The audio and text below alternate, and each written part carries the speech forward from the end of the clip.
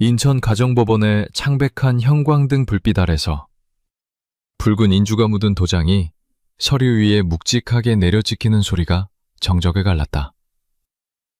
그 건조하고 투박한 마찰음은 지난 3년 동안 김수연이라는 여자가 겪어내야 했던 지옥 같은 결혼 생활의 종말을 알리는 신호탄이자 동시에 그녀의 영혼을 올가매고 있던 쇠사슬이 끊어지는 소리이기도 했다. 창밖에는 아침부터 내리기 시작한 겨울비가 인천의 회색빛 하늘을 더욱 우울하게 적시고 있었고, 습기를 머금은 차가운 공기가 법원 복도의 틈새를 파고들어 뼈마디가 시릴 정도로 서늘한 기운을 내뿜고 있었다.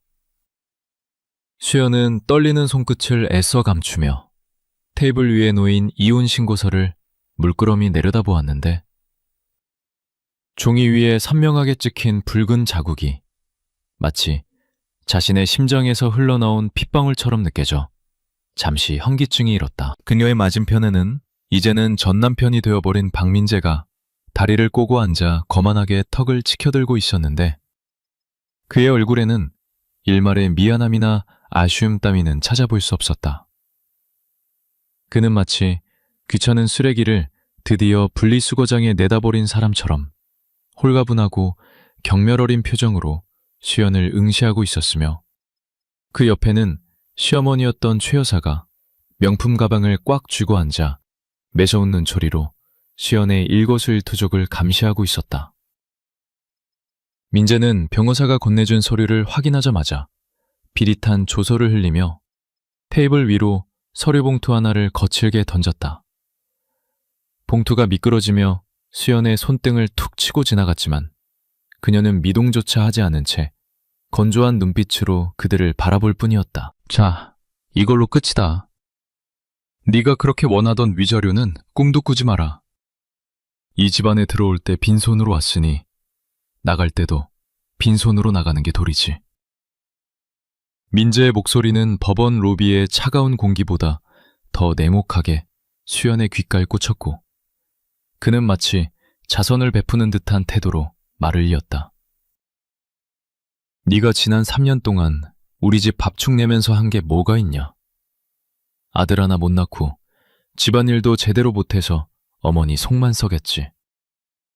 내 친구들 보기가 창피해서 원. 그래도 내가 마지막 자비로 이혼 소송까지 안 가고 합의해 준 걸 감사하게 생각해라. 지연은 입술을 깨물며 끓어오르는 분노를 억누르고 있었는데, 사실 이 결혼 생활의 파탄 원인은 민재의 상습적인 외도와 최 여사의 숨막히는 시집살이 때문이었다. 하지만 그녀는 구구절절 변명하거나 따지고 싶지 않았다. 어차피 말이 통할 사람들이 아니라는 것을 뼈저리게 알고 있었기 때문이며, 지금 그녀에게 가장 중요한 것은 이 지긋지긋한 인간들과의 법적 관계를 단 1초라도 빨리 끊어내는 것이었다. 그녀는 천천히 고개를 들어 민재를 똑바로 응시했다. 화장기 없는 창백한 얼굴이었지만 그 눈동자 깊은 곳에는 더 이상 과거에 나약했던 김수연이 아닌 폭풍우를 견뎌낸 고목 같은 단단함이 자리 잡고 있었다. 감사할 이유는 없죠. 당신이 저지른 불륜의 증거들 내가 다 가지고 있다는 거 잊지 말아요. 소송으로 갔으면 당신이 가진 그 알량한 재산 반은 뜯겨나갔을 테니까. 수연의 낮고 차분한 목소리에 민재의 눈썹이 꿈틀거리며 불쾌한 기색을 드러냈다. 옆에서 듣고 있던 최 여사가 참지 못하고 벌떡 일어나 삿대질을 해대기 시작했다. 이게 어디서 말대꾸야? 천한 것 걷어먹여 줬더니 은혜를 원수로 갚아? 네가 우리 민재 발목 잡으려고 작정한 꽃뱀이라는 거 동네 사람들이 다 안다. 당장 내 눈앞에서 꺼져! 최 여사의 고성방가에 법원 직원들과 지나가던 사람들이 힐끔거리며 쳐다보았지만 그녀는 아랑곳하지 않고 수연을 향해 독서를 퍼부었다. 수연은 깊은 한숨을 내쉬며 자리에서 일어났다. 더 이상 이곳에 머물며 감정 소모를 할 필요가 없었다. 그녀는 낡은 캐리어 손잡이를 꽉 쥐었다. 그 안에는 그녀가 이 집안에서 가지고 나올 수 있는 유일한 짐인 낡은 옷가지 몇 벌과 책 몇 권이 들어있을 뿐이었다. 결혼할 때 가져왔던 예물도 3년 동안 모았던 생활비 통장도 모두 최 여사에게 빼앗긴 지 오래였다. 그래요. 이제 남남이니까 예의 지킬 필요도 없겠네요. 두 분, 부디 그 잘난 아드님과 평생 행복하게 사세요. 저는 이만 가보겠습니다. 수연이 등을 돌려 걸음을 옮기려 하자 최 여사가 다급하게 그녀의 앞을 가로막았다. 그녀의 시선은 수연이 입고 있는 베이지색 캐시미어 코트에 고정되어 있었다. 그 코트는 지난 겨울 민재가 사업상 파티에 부부 동반으로 참석해야 한다며 보여주기식으로 사주었던 유일한 고가의 의류였다. 최 여사의 눈빛에 탐욕과 심술이 이글거렸다. 잠깐, 너 그 옷 벗고 가라. 최 여사의 뜬금없는 요구에 수연은 믿을 수 없다는 표정으로 그녀를 쳐다보았다. 네? 지금 뭐라고 하셨어요? 최 여사는 당당하게 손을 내밀며 소리쳤다. 그 코트 우리 민재 카드로 긁은 거잖아. 내 아들 돈으로 산 건데 네가 왜 입고 가? 양심이 있으면 빤스 한 장까지 다 벗어놓고 가야지. 어디서 도둑질이야? 민재는 어머니의 행동이 창피한지 잠시 딴청을 피웠지만 결코 말리지는 않았다. 그 역시 수연이 비싼 옷을 입고 나가는 것이 아까웠던 것이다. 법원 로비 한복판에서 벌어지는 이 기막힌 상황에 수연은 헛웃음이 나왔다. 인간의 바닥이 어디까지인지 확인하는 기분이었다. 밖에는 겨울비가 추적추적 내리고 있었고 그녀가 입고 있는 옷이라고는 얇은 흰색 블라우스 하나뿐이었다. 이 코트를 벗으면 당장 살을 내는 추위와 맞서야 했다. 하지만 수연은 망설이지 않았다. 그녀는 단추를 하나씩 풀기 시작했다. 이깟 옷 한 벌 때문에 저들에게 꼬투리를 잡히고 싶지 않았다.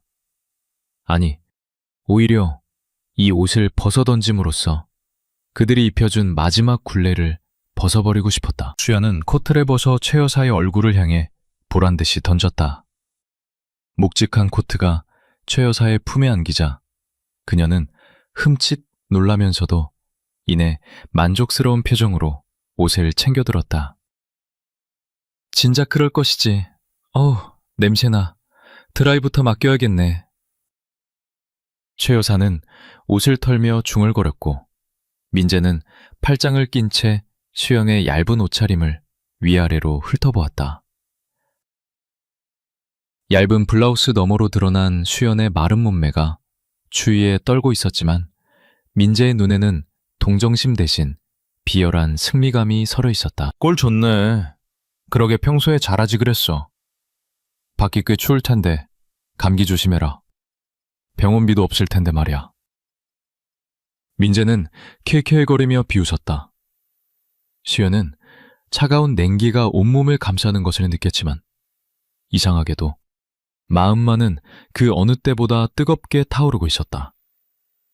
그녀는 떨리는 주먹을 꽉 쥐고 민재의 눈을 똑바로 바라보았다. 그녀의 눈빛이 너무나 강렬하고 서늘해서 민재는 순간적으로 등골이 오싹해지는 것을 느꼈다. 박민재, 똑똑히 들어. 오늘 당신이 나한테 준 이 모욕감, 그리고 당신 어머니가 보여준 이 바닥, 절대 잊지 않을 거야. 나중에 땅을 치고 후회해도 소용없어. 나는 이제 당신들이 알던 그 멍청한 김수연이 아니니까. 수연의 목소리는 낮았지만 법원 로비를 울릴 만큼 또렷했다. 민재는 짐짓 코웃음을 쳤지만 왠지 모를 불안감이 가슴 한구석을 스치고 지나갔다. 그는 애써 태연한 척하며 최 여사의 어깨를 감쌌다. 가자 엄마, 더 이상 들을 가치도 없어. 유라가 밖에서 기다려. 유라. 그 이름은 민재의 내연녀이자 그가 수연을 내쫓은 결정적인 이유였다. 임신했다고 거짓말을 하며 안방을 차지하려 드는 그 여자. 수연은 그 이름조차 입에 올리기 더러워 고개를 돌렸다. 민재와 최 여사는 승리자라도 된 양 의기양양하게 회전문을 빠져나갔다. 그들의 뒷모습을 바라보며 수연은 깊은 숨을 내쉬었다. 폐부 깊숙이 들어오는 차가운 공기가 그녀의 정신을 번쩍 들게 만들었다. 수연은 얇은 블라우스 차림으로 캐리어를 끌고 천천히 법원 밖으로 걸어 나왔다. 문을 열자마자 매서운 겨울바람과 차가운 빗방울이 그녀의 얼굴을 때렸다. 살을 애는 듯한 추위가 전신을 덮쳤지만 그녀는 움츠러들지 않았다. 오히려 빗물에 젖어가는 자신의 모습을 있는 그대로 받아들였다. 이것은 세례였다. 과거에 어리석었던 자신을 씻어내고 진짜 김시연으로 다시 태어나는 고통스럽지만 성스러운 의식이었다. 그녀는 법원 앞 배로변으로 걸어나가 택시 승강장 쪽에 멈춰 섰다. 빗물에 젖은 블라우스가 피부에 달라붙어 체온을 빠르게 빼앗아가고 있었지만 그녀의 시선은 도로 끝 어딘가를 향해 고정되어 있었다. 그녀는 주머니에서 구형 스마트폰을 꺼내 시간을 확인했다. 오전 10시 28분. 그녀가 약속했던 시간까지 정확히 2분 남았다. 그녀의 입가에 희미하지만 단호한 미소가 번졌다. 멀리서 민재의 검은색 세단이 주차장에서 빠져나와 그녀가 서 있는 곳을 향해 천천히 다가오고 있었다. 그는 그냥 지나치지 않고 굳이 그녀 앞에서 속도를 줄일 것이 뻔했다. 마지막까지 자신의 비참한 꼴을 확인하고 조롱하고 싶은 그 저열한 심리를 수연은 누구보다 잘 알고 있었다. 하지만 이번에는 다를 것이다. 그가 예상하는 비극의 여주인공은 이곳에 없다. 이제 곧 인천 바닥이 뒤집어질 만한 일이 벌어질 테니까. 수연은 빗속에 우두커니 서서 다가오는 전 남편의 차를 차갑게 응시했다. 그녀의 심장은 두려움이 아닌 다가올 미래에 대한 벅찬 기대감으로 세차게 뛰기 시작했다. 3년이라는 긴 시간을 돌고 돌아 드디어 제자리로 돌아갈 시간이 되었다. 낡은 캐리어 손잡이를 쥔 그녀의 손에 힘이 들어갔다. 이제 쇼는 끝났다. 인천 가정법원 앞의 4차선 도로는 차가운 겨울비에 젖어 검게 번들거리고 있었고 그 위로 쉴 새 없이 지나가는 트럭과 버스들이 일으키는 흙탕물은 인도에 서 있는 수연의 얇은 블라우스 자락을 위협하듯 튀어났다. 뼛속까지 파고드는 한기에 입술이 파랗게 질려가고 있었지만 수연은 팔짱을 끼고 몸을 웅크리는 대신 오히려 허리를 곧게 펴고 정면을 응시했다. 빗물에 젖어 이마에 달라붙은 머리카락 사이로 드러난 그녀의 눈동자는 마치 먹잇감을 노리는 맹수의 그것처럼 서늘하고도 고요했다. 그녀는 알고 있었다. 지금 자신이 느끼는 이 추위와 비참함이 박민재와 그 가족들이 자신에게 선사할 수 있는 마지막 유희라는 것을. 그때 수연이 서 있는 버스 정류장 앞으로 낯익은 검은색 제네시스 세단 한 대가 미끄러지듯 들어와 멈춰섰다. 굳이 넓은 도로를 두고 물 웅덩이가 고인 인도 바로 옆에 차를 바짝 댄 의도는 명백했다. 창문이 천천히 내려가면서 운전석에 앉은 민재의 얼굴이 드러났다. 히터가 빵빵하게 틀어진 차 안의 온기가 창문 틈으로 새어나와 비에 젖은 수연의 얼굴에 닿자 그녀는 본능적인 박탈감보다는 역겨움을 먼저 느꼈다. 민재는 핸드들에 팔을 걸친 채 비를 맞고 서 있는 수연의 철행한 몰골을 감상하듯 훑어보며 입꼬리를 비틀어 올렸다. 꼴 좋네. 그러게 내가 옷 벗으라고 할 때 순순히 벗고 빌었으면 적어도 차비 정도는 쥐어줘서 보냈을 텐데. 자존심 세우니까 남는 게 뭐냐? 감기 몸살밖에 더 있겠어? 민재의 빈정거림에 조수석에 앉아있던 최 여사가 까르르 웃음을 터뜨리며 거들었다. 얘 민재야, 말도 마라. 제가 원래 저렇게 독한 년이야. 시집 올 때도 땡전 한 푼 없이 몸만 오더니 나갈 때도 저러고 나가는 거 봐라. 아주 지긋지긋하다. 저런 게 우리 집 며느리였다는 게 내 인생의 오점이야. 최 여사는 창문을 통해 수연을 향해 혀를 쭈쭈 찼지만 그녀의 무릎 위에는 방금 수연이 벗어준 베이지색 캐시미어 코트가 소중하게 개켜져 있었다. 남이 입던 옷이라며 더럽다고 욕하면서도 그 비싼 옷을 챙기는 탐욕스러운 이중성은 최 여사라는 인간을 설명하는 가장 완벽한 예시였다. 수연은 그들의 조롱에 대꾸할 가치를 느끼지 못해 시선을 먼 곳으로 돌려버렸다. 그녀의 무반응이 거슬렸는지 민재가 클락션을 빵 하고 짧게 울리며 신경질적으로 소리쳤다. 야, 사람이 말을 하면 쳐다봐야 할 거 아니야. 끝까지 무시해? 너 갈 데는 있냐? 친정 부모님도 다 돌아가셨다며. 고아나 다름없는 주제에 어디 가서 빌어먹으려고 그래.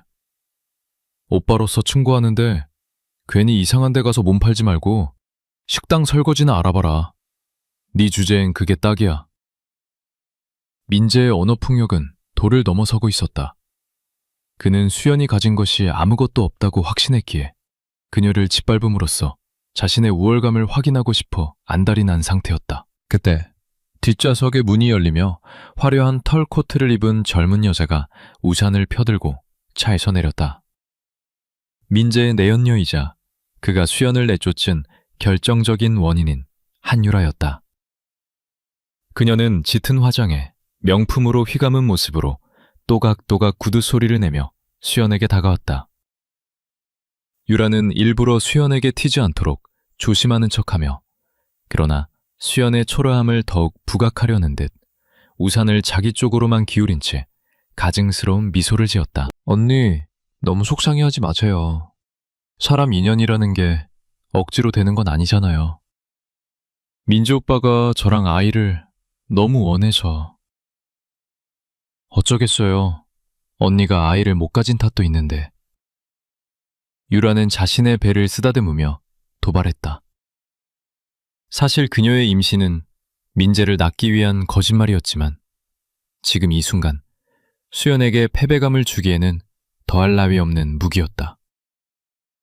유라는 핸드백에서 지갑을 꺼내더니 5만 원권 지폐 한 장을 꺼내 수연의 눈앞에서 흔들었다. 이거 받으세요. 국밥이라도 한 그릇 사드시고 가세요. 같은 여자로서 너무 안타까워서 그래요. 민재 오빠가 좀 무심하긴 해도 저는 언니가 굶어 죽는 꼴은 못 보겠네요. 유라의 말을 위로를 가장한 철저한 모욕이었다. 수연은 유라가 내민 돈을 바라보았다. 노란색 신사임당 초상이 빗물에 젖어 흐릿하게 보였다. 3년 전 자신이 민재를 믿고 사랑해서 선택했던 결혼 생활의 대가가 고작 이 5만 원짜리 지폐 한 장이라는 사실에 헛웃음이 나올 뻔했다. 수연이 돈을 받지 않고 가만히 있자 유라는 어깨를 으쓱하더니 자존심은 정 받기 싫으면 말고요. 아, 아니지. 땅에 떨어지면 주우려나?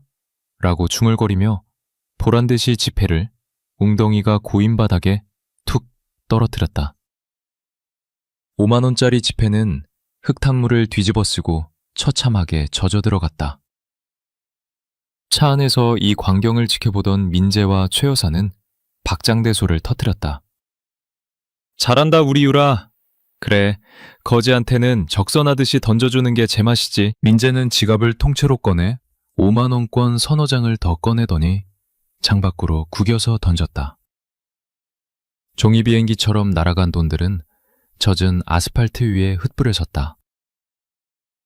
자, 옛다. 차비 보탰다. 이거 주워서 버스 타고 저기 시골 구석으로 꺼져버려. 다시는 내 눈에 띄지 말고.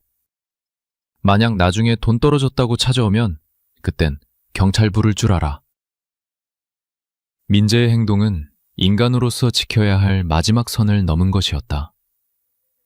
지나가던 행인들이 걸음을 멈추고 이 막장 드라마 같은 상황을 수군거리며 지켜보았지만 민재는 부끄러움조차 느끼지 못했다. 수연은 발치에 떨어진 돈들을 내려다보았다. 흙탕물에 젖어 더러워진 돈. 그것은 박민재와 한유라, 그리고 최 여사의 인격 그 자체였다. 겉은 화려해 보이지만 속은 오물로 가득 찬 줍기에도 역겨운 쓰레기들. 수연은 천천히 고개를 들어 민재와 유라를 번갈아 쳐다보았다. 그녀의 표정에는 분노도 슬픔도 없었다. 그저 기묘할 정도의 평온함만이 감돌고 있었다. 그 차분함이 오히려 민재를 불안하게 만들었다. 뭐야, 왜 안 울어? 왜 비우지 않는 거야? 민재는 수연이 바닥에 엎드려 돈을 줍거나 울면서 매달리기를 기대했었다. 하지만 그녀는 마치 이 상황을 관망하는 제3자처럼 서 있었다. 수연은 천천히 왼쪽 손목을 들어 올려 시계를 확인했다. 낡은 가죽 시계였지만 바늘은 정확하게 얼씨 58분을 가리키고 있었다. 그녀가 약속한 시간까지 2분. 그리고 그녀가 보낸 메시지가 수신 확인된 지 정확히 28분이 지난 시점이었다. 30분. 수연이 나직하게 중얼거렸다. 그 목소리가 빗소리에 섞여 희미하게 들리자 유라가 되물었다. 네? 뭐라고요? 30분 동안 뭐요? 버스 기다려요? 여기 버스 잘 안 오는데 어쩌나. 수연은 유라의 비아냥을 무시하고 시선을 도로 끝 지평선에 고정했다. 그녀의 심장 박동이 카운트다운에 맞춰 빨라지기 시작했다. 3년 전, 그녀는 사랑이라는 환상에 눈이 멀어 스스로 JK그룹의 막내딸이라는 왕관을 내려놓고 평범한 여자 김수연이 되기를 선택했었다. 재벌가의 암투와 정략 결혼에 지쳐 소박하고 따뜻한 가정을 꿈꾸며 자신의 신분을 숨긴 채 민재를 만났다. 민재는 처음에는 성실하고 다정한 남자였다. 하지만 결혼 후 수연이 친정의 지원이 없는 고아라고 믿게 되자 그는 서서히 본색을 드러냈다.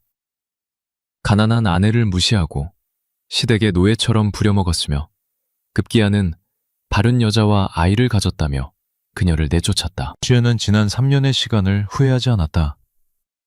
그것은 인간의 본성을 뼈저리게 배우는 수업료였다. 하지만 이제 수업은 끝났다. 그리고 그녀는 자신이 원래 있어야 할 자리로 돌아가기 위해 잠시 내려놓았던 왕관을 다시 쓸 준비를 마쳤다.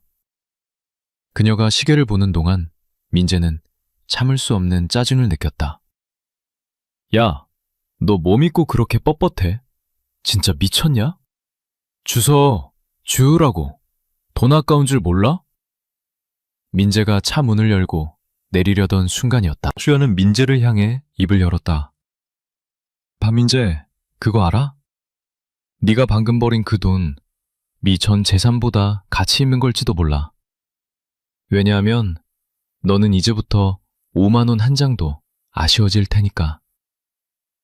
수연의 목소리는 낮고 서늘했지만 그 속에 담긴 확신은 민재를 압도했다.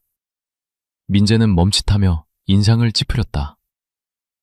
뭐? 저주하냐? 네가 굿이라도 하면 내가 망할 것 같아? 웃기고 있네. 수연은 유라를 바라보며 말을 이었다. 그리고 너, 한유라. 임신? 거짓말인 거 모를 줄 알았니? 내 남편 뺏어서 그 자리에 앉은 기분이 어때? 꽤 짜릿하지? 하지만 명심해. 네가 뺏은 건 보석이 아니라 시한폭탄이야. 곧 터질 거야. 아주 화려하게. 유라의 얼굴이 사색이 되었다. 그녀의 거짓 임신 사실을 수연이 알고 있을 줄은 꿈에도 몰랐기 때문이다. 언니, 무슨 소리를 하는 거예요? 미쳤어, 정말? 유라는 당황하여 뒷걸음질 쳤다. 민재는 수연의 태도가 심상치 않음을 느꼈지만 이미 엎질러진 물이었다. 그는 허세를 부리며 소리쳤다. 야, 너 진짜 돌았구나. 정신병원에나 가봐라. 시간 낭비했네. 가자, 유라야. 저런 미친년 상대해봤자 우리 입만 더러워져. 민재가 다시 차에 타려고 몸을 돌렸을 때 수연은 다시 한번 시계를 확인했다. 얼시 59분 50초. 초침이 정각을 향해 달려가고 있었다. 아니, 못 가. 수연의 목소리가 빗소리를 뚫고 울려 퍼졌다. 너희들은 여기서 똑똑히 봐야 해. 내가 누구인지, 그리고 너희가 누구를 건드렸는지. 수연의 말은 선전포고였다. 민재와 유라, 최 여사는 수연의 기세에 눌려 멍하니 그녀를 바라보았다. 그 순간 멀리서부터 대기를 진동시키는 묵직한 굉음이 들려오기 시작했다. 그것은 일반적인 트럭이나 버스의 소음과는 차원이 다른 고성능 엔진들이 동시에 포효하는 듯한 웅장한 사운드였다. 바닥에 고인 빗물이 미세하게 진동하며 파문을 일으켰다. 민재는 본능적으로 소리가 빌려오는 도로의 끝을 바라보았다.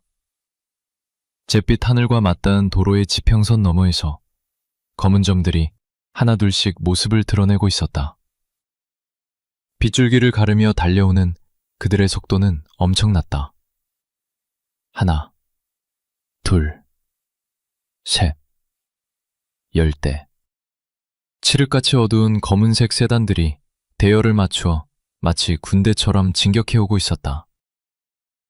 그 위용은 도로 위의 다른 차들을 압도하며 주변의 공기마저 바꿔놓고 있었다. 민재의 동공이 흔들렸다. 저게 뭐야? 대통령이라도 지나가나? 최 여사도 입을 벌린 채 창문에 얼굴을 박았다. 유라는 불안한 듯 민재의 팔을 꽉 잡았다. 하지만 수연은 미동도 하지 않고 그 검은 행렬을 바라보고 있었다. 그녀의 입가에 옅은 미소가 번졌다. 30분. 정확했다. 그들은 단 1초의 오차도 없이 그녀의 앞에 당도하고 있었다. 선두에 선 거대한 롤스로이스 팬텀의 헤드라이트가 비를 뚫고 번쩍였다.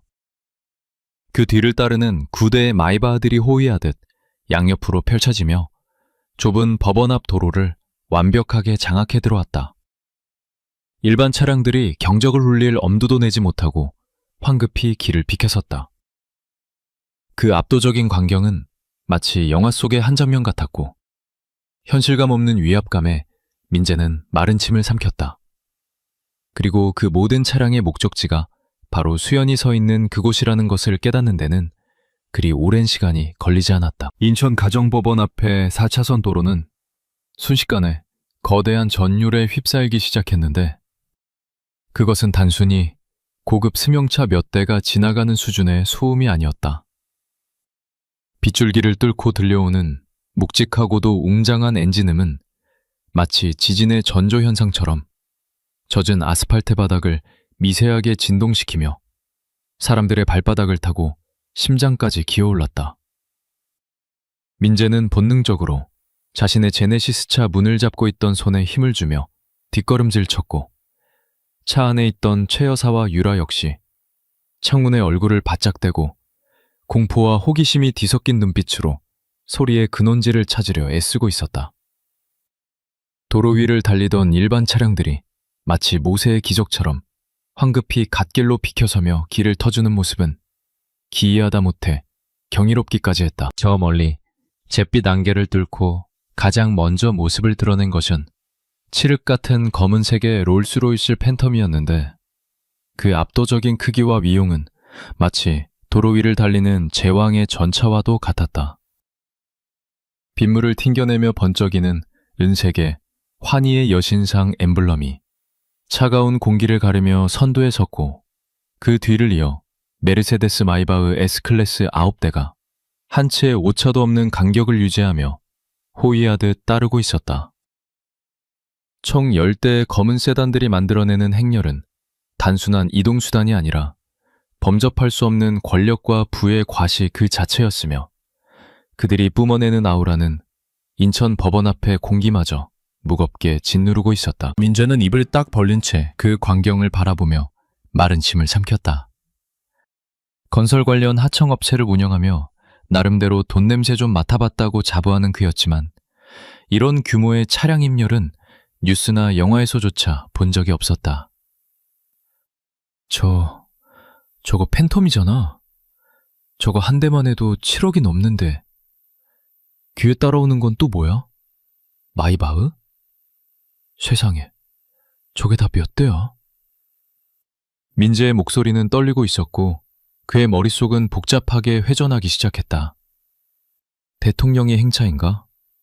아니면 재계 서열 1, 2위를 다투는 대기업 회장의 방문인가? 도대체 누가, 왜 이런 누추한 인천 법원 앞에 나타난단 말인가? 최 여사 역시 사색이 되어 창문을 내리고 소리쳤다. 예, 민재야. 저거 혹시 조폭 아니니?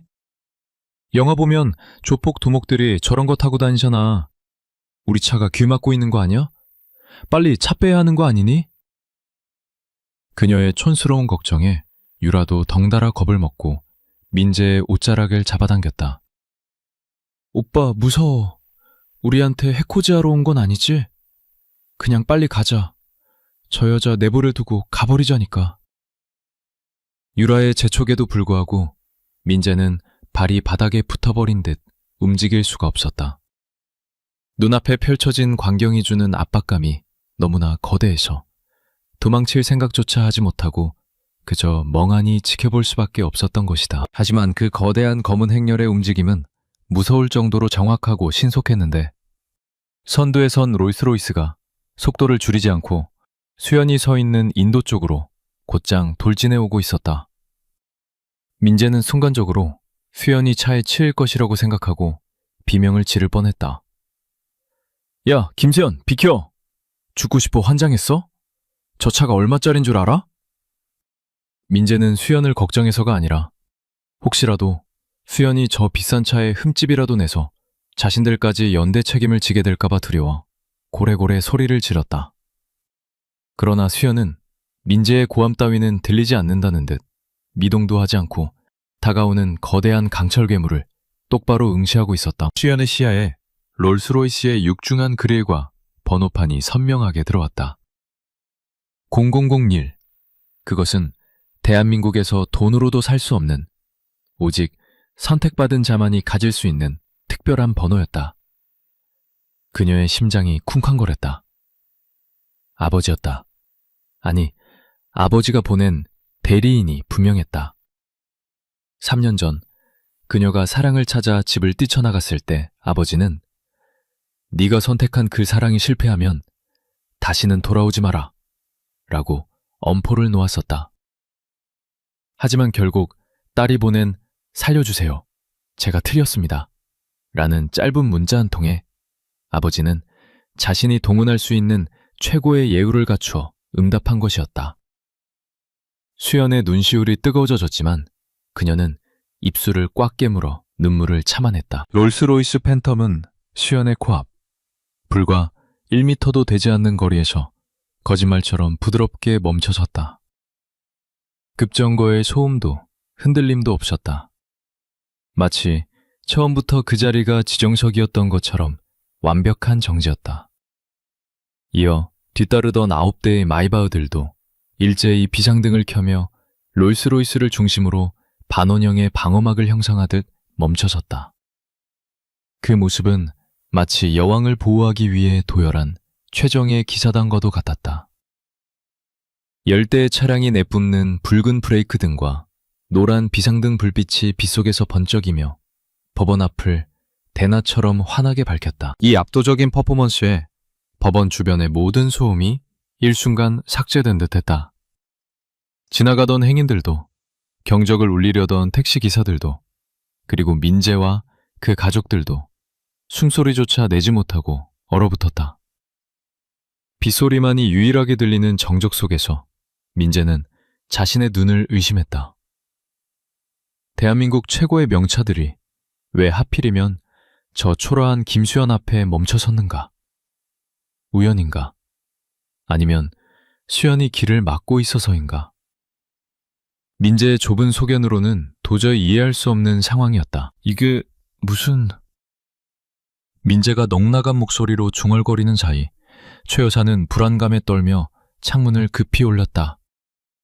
민재야, 차문 잠궈라. 혹시 모른다. 저것들이 김수현 빚쟁이일 수도 있어. 사채업자들이 저런 차 타고 다니면서 콩팥대러 온다더라. 우리까지 엮이면 큰일 나. 최 여사의 상상력은 빈곤하고 저열하기 짝이 없었지만 그 공포심만큼은 진심이었다. 그녀는 수연이 3년 동안 자신들 몰래 엄청난 빚을 졌고 그 때문에 저런 무시무시한 사람들이 찾아왔다고 믿고 싶어 했다. 그래야만 자신의 며느리 구박이 정당화될 수 있었으니까. 하지만 민재의 생각은 달랐다. 사채업자가 롤스로이스와 마이바흐 군단을 끌고 온다는 이야기는 들어본 적이 없었다.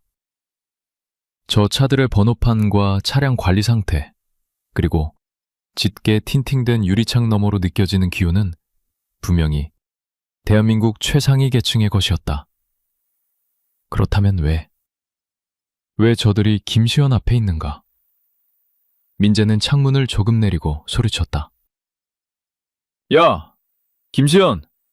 너 뭐해? 빨리 비키라고! 높으신 분들 길 막지 말고 썩 꺼져! 그는 마지막까지 수연을 걱정하는 척하며 자신의 안위를 챙기려 했다. 그는 수연이 저 차에 탄 사람들의 심기를 거슬러 봉변을 당할 것이라 확신했다. 수연은 천천히 고개를 돌려 민재를 바라보았다. 빗물에 젖은 그녀의 얼굴은 창백했지만 입가에는 기묘한 비웃음이 걸려 있었다. 박민재, 시끄러우니까 입 좀 다물어 줄래? 내 손님들이시거든. 수연의 차분한 목소리가 빗소속을 뚫고 민재의 귀에 꽂혔다. 민재는 순간 자신의 귀를 의심했다. 손님? 저 거짓골을 한 여자가 감히 저 대단한 차들을 보고 손님이라고? 미쳐도 단단히 미쳤구나 생각하며 헛웃음을 터뜨리려던 찰나였다. 롤스로이스 팬텀의 육중한 운전석 문이 열리고 검은색 정장을 완벽하게 차려입은 운전기사가 내렸다. 그는 빗속임에도 불구하고 우산을 쓰지 않고 꼿꼿한 자세로 뒷좌석 문을 향해 걸어갔다. 동시에 뒤따르던 마이바흐들에서도 건장한 체격의 남성들이 일제히 쏟아져 내렸다.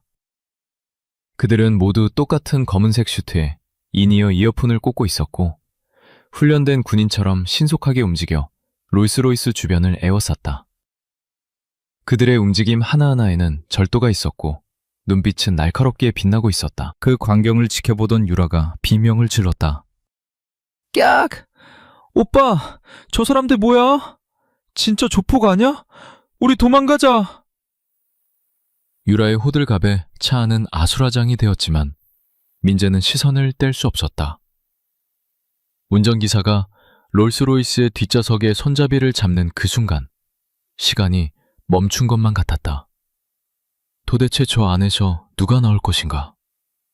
재벌 회장? 정치 거물?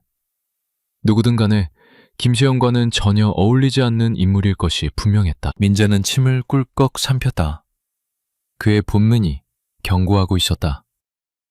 지금 문이 열리는 순간 자신의 인생이 송두리째 뒤바뀔지도 모른다는 불길한 예감이 등줄기를 타고 흘렀다.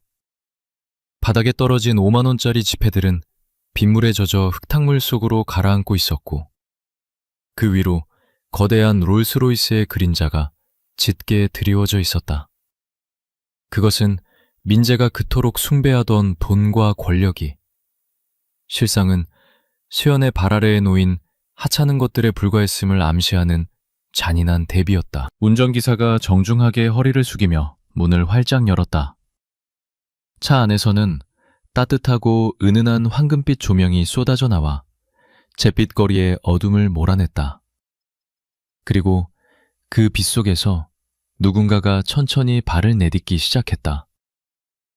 고급 수제 구두의 광택이 빛 속에서도 선명하게 빛났다. 민재와 최 여사, 그리고 유라의 눈동자가 그 구두 끝에 고정되었다. 심장이 터질 듯한 긴장감이 법원 앞 도로를 가득 채웠다. 과연 수연이 말한 손님의 정체는 누구이며 이 말도 안 되는 상황은 어떻게 전개될 것인가? 빗소리는 더욱 거세졌지만 아무도 그 소리를 듣지 못했다. 오직 문이 열리는 미세한 기계음과 차에서 내리는 인물의 옷자락 스치는 소리만이 세상의 전부인 것처럼 크게 울려 퍼졌다. 수연은 더 이상 추위에 떨지 않았다. 그녀의 등 뒤로 든든한 성벽이 세워진 듯 그녀의 어깨는 활짝 펴져 있었다. 이제 이막이 시작될 차례였다. 그녀를 비웃던 자들이 공포에 질려 무릎을 꿇게 될 통쾌하고도 잔혹한 복수극의 서막이 올랐다. 롤스로이스 팬텀의 육중한 문이 열리고 빗물에 젖은 아스팔트 위로 가장 먼저 내려선 것은 거울처럼 닦인 최고급 수제 구두였다. 이어 차에서 모습을 드러낸 인물은 민재나 최 여사가 상상했던 조폭 두목이나 험상궂은 사채업자가 아닌 은발의 머리를 단정하게 빗어넘긴 60대 초반의 노신사였다. 그는 세월의 연륜이 묻어나는 깊은 주름과 날카로운 눈매를 가지고 있었으며 몸에 완벽하게 딱 맞는 짙은 회색의 쓰리피스 슈트를 입고 있어 마치 영국 귀족 가문의 집사처럼 고풍스럽고 위험 있는 분위기를 풍기고 있었다. 노신사는 쏟아지는 빗줄기에도 아랑곳하지 않고 우산을 쓸 생각조차 하지 않은 채 오직 수연이 서 있는 방향만을 응시하며 흐트러짐 없는 자세로 걸어나왔다. 그와 동시에 뒤따라 멈춰섰던 9대의 마이바흐 차량에서도 일제히 문이 열리는 소리가 들리더니 검은색 슈트를 입은 건장한 남성 20명이 쏟아져 나왔다. 그들은 마치 훈련된 특수부대원들처럼 신속하고 절도 있게 움직여 롤스로이스와 수연 사이를 잇는 거대한 인간 바리케이드를 형성했다. 그들의 귀에 꽂힌 이니어와 허리춤에서 불룩하게 튀어나온 무전기, 그리고 선글라스 너머로 느껴지는 살벌한 기운은 일반적인 경호원 수준을 넘어선 것이었다. 그들은 민재의 제네시스 차량과 수연 사이에 철벽 같은 등을 돌리고 섬으로써 민재 일행을 완벽하게 시야에서 차단하고 무시하는 태도를 취했다. 차 안에서 이 광경을 지켜보던 민재는 숨이 턱 막히는 것을 느꼈다. 저 노인네는 또 누구야? 그리고 저 덩치들은 뭐고? 야, 유라야. 저거 진짜 영화 촬영 아니냐? 김수연, 저게 엑스트라 알바라도 뛰는 거 아니야? 민재는 애써 현실을 부정하며 말도 안 되는 가설을 세우려 했지만 그의 목소리는 겁에 질려 바르르 떨리고 있었다. 최 여사 역시 창문에 얼굴을 받고 눈을 동그랗게 뜬 채 아니, 엑스트라한테 저런 비싼 차를 태워주냐? 저 노인네 어디서 많이 본 것 같은데? 뉴스에서 봤나? 라며 혼란스러워했다. 그들이 느끼는 위화감의 실체는 바로 저 압도적인 품격이었다. 돈으로 치장한 졸부들은 결코 흉내낼 수 없는 태생적인 귀족과도 같은 아우라가 그들을 짓누르고 있었다. 노신사는 흙탕물이 튀는 것도 개의치 않고 성큼성큼 걸어와 수연의 코앞에 멈춰 섰다. 그는 잠시 수연의 젖은 머리카락과 얇은 블라우스, 그리고 창백하게 질린 얼굴을 바라보았다. 그의 눈동자가 미세하게 흔들리더니 이내 깊은 슬픔과 분노가 스쳐 지나갔다. 하지만 그는 감정을 억누르고 천천히 그리고 아주 정중하게 허리를 숙였다. 그것은 가벼운 목매가 아니었다. 허리가 90도로 완전히 꺾이는 황제에게나 바칠 법한 가장 극존칭의 인사였다. 그가 고개를 숙이자 양옆으로 도열해 있던 20명의 경호원들도 약속이라도 한 듯 일제히 허리를 굽혔다. 아가씨, 너무 늦게 모시러 왔습니다. 송구합니다. 노신사의 중후한 목소리가 빗소리를 뚫고 울려 퍼지자 이어 20명의 경호원들이 복창했다. 아가씨, 안녕하십니까? 그들의 우렁찬 목소리는 인천 가정법원 앞의 공기를 찢어밟길 듯 강렬했다. 민재와 최 여사, 유라는 그 소리에 놀라 어깨를 움츠렸다. 아가씨? 그들이 잘못 들은 것인가? 3년 동안 집안의 신무처럼 부려먹고 5만 원짜리 지폐를 던져주며 모욕했던 그 김수연에게 저 대단한 사람들이 허리를 굽히며 아가씨라고 부르고 있었다. 민재의 뇌는 이 인지 부조화를 견디지 못하고 정지해버릴 것만 같았다. 수연은 고개를 숙이고 있는 노신사를 내려다보며 씁쓸한 미소를 지었다. 한 실장님, 오랜만이네요. 여전히 과하시네요. 그냥 조용히 차 한 대만 보내달라고 했는데. 그녀의 목소리는 담담했지만 그 속에는 오랜 세월을 함께한 사람에 대한 신뢰와 애정이 묻어 있었다. 한 실장이라 불리는 노신사 한기석은 JK그룹 회장실의 비서실장이자 수연이 어릴 때부터 그녀를 돌봐온 집사였다. 그는 수연이 집을 나갔던 3년 동안 매일 밤 회장님의 지시로 수연의 안위를 몰래 걱정하며 잠 못 이루었던 충신이었다. 한 실장은 고개를 들며 울먹임을 삼켰다. 회장님께서 직접 오시겠다고 하시는 걸 제가 겨우 말렸습니다. 아가씨의 귀환은 JK그룹의 경사입니다. 이 정도 위전도 부족합니다. 그는 손짓을 했다. 그러자 옆에 대기하고 있던 수행비서가 커다란 검은색 케이스를 들고 달려왔다.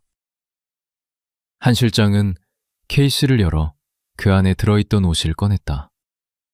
그것은 윤기가 자르르 흐르는 최고급 세이블 모피 코트였다.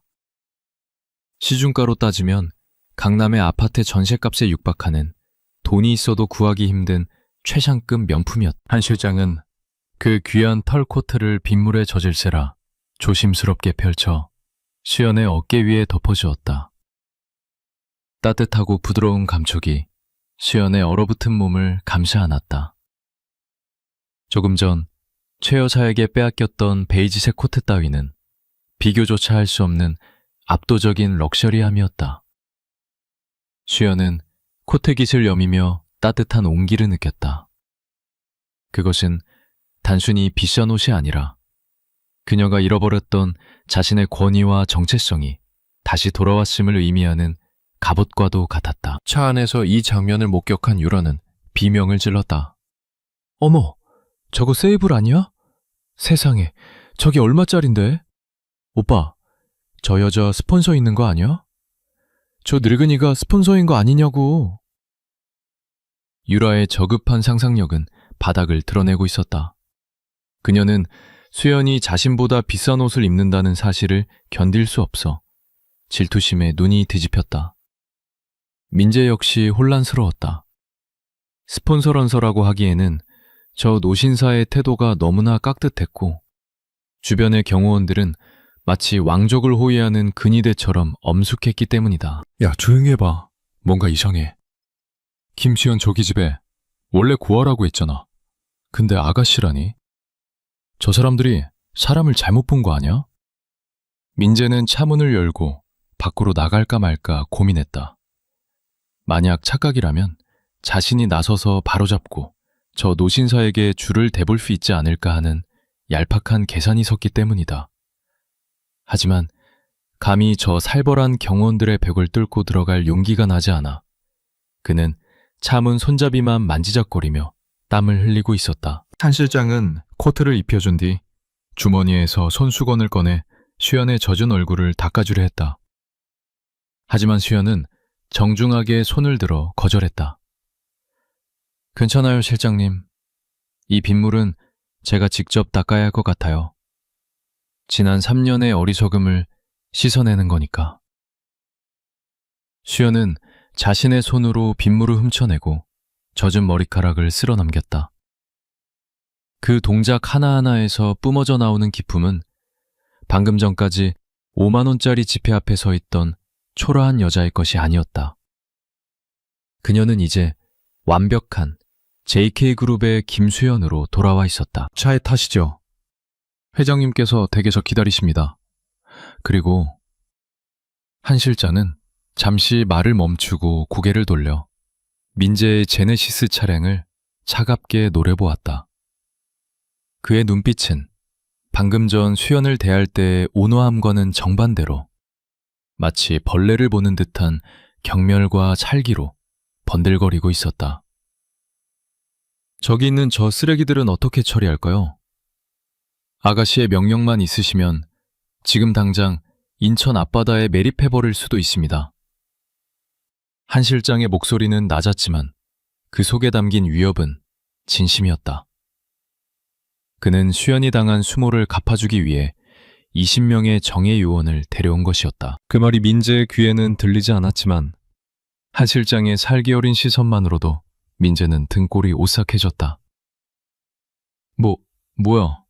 왜 나를 째려봐? 내가 뭘 어쨌다고? 민재는 허세를 부리며 중얼거렸지만 몸은 좌석 깊숙이 파묻히고 있었다. 죄 여사도 아이고 무서워라. 눈빛 봐라. 사람 잡겠다. 민재야, 우리 그냥 경찰 부를까? 라며 벌벌 떨었다. 그들은 자신들이 건드린 존재가 얼마나 무서운지 감히 상상조차 하지 못하고 있었다. 수연은 민재의 차를 힐끗 쳐다보았다. 3년 동안 사랑했고 헌신했고 그리고 처참하게 버림받았던 남자. 하지만 지금 그녀의 마음속에는 분노보다는 하찮음만이 남아있었다. 저런 남자 때문에 자신의 인생을 낭비했다는 사실이 더 화가 났다. 굳이 손에 피 묻힐 필요 없어요, 실장님. 저런 것들 때문에 JK 이름에 흠집을 낼 순 없잖아요. 법대로, 그리고 자본의 논리대로 천천히 말려 죽일 거니까요. 수연의 대답은 잔혹할 정도로 냉정했다. 한 실장은 고개를 끄덕이며 알겠습니다. 아가씨의 뜻대로 라고 대답했다. 그리고는 롤스로이스의 뒷좌석 문을 활짝 열고 한 손으로 문틀을 받쳐 머리가 닿지 않도록 에스코트했다. 수연은 망설임 없이 차에 올랐다.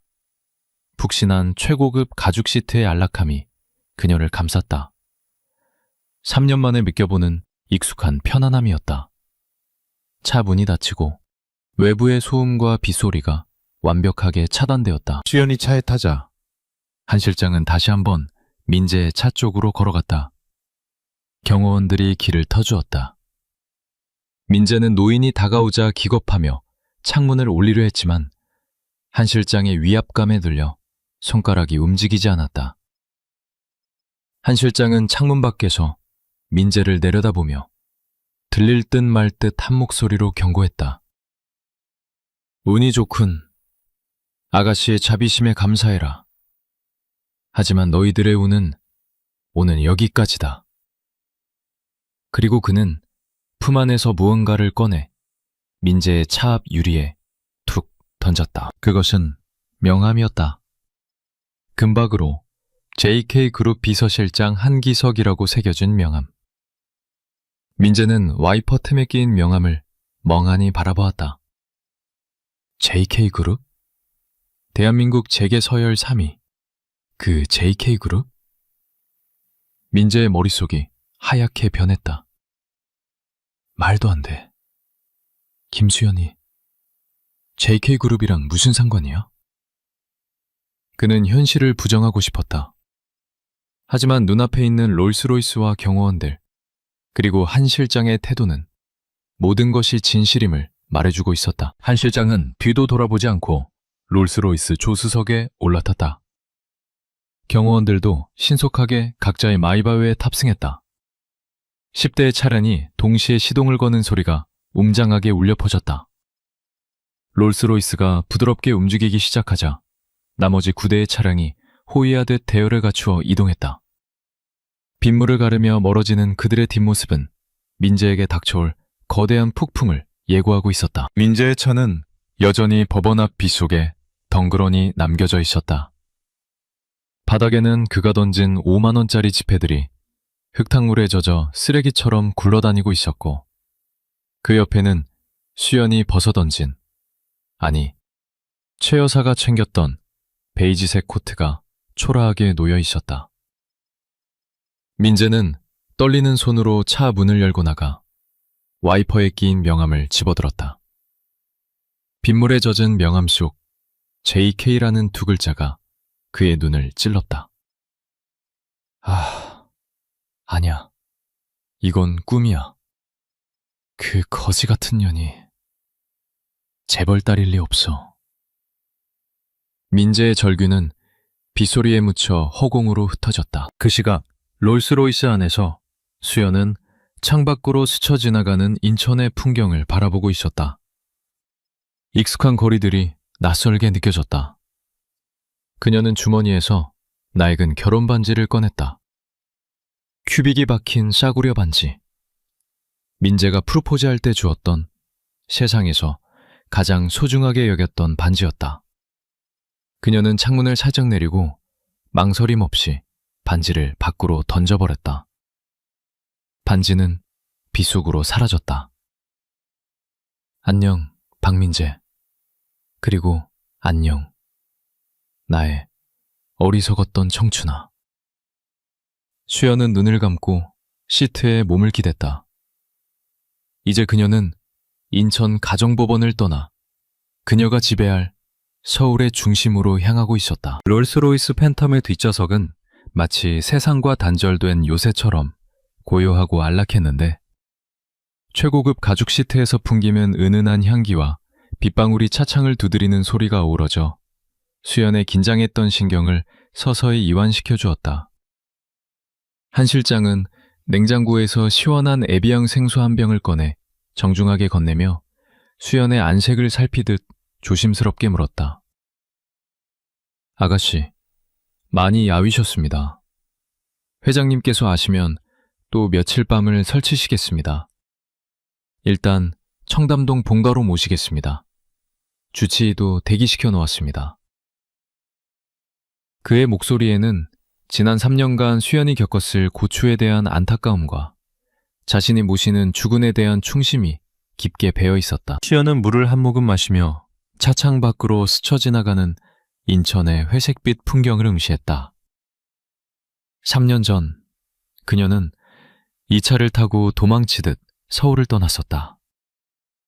당시 JK그룹의 막내딸이라는 화려한 타이틀과 정략 결혼의 압박에 숨이 막혔던 그녀는 우연히 만난 박민재의 소박하고 따뜻한 모습에 반해 모든 것을 버리고 그를 선택했었다.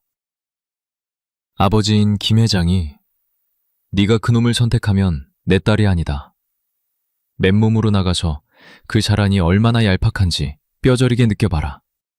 라고 호통치던 모습이 아직도 생생했다.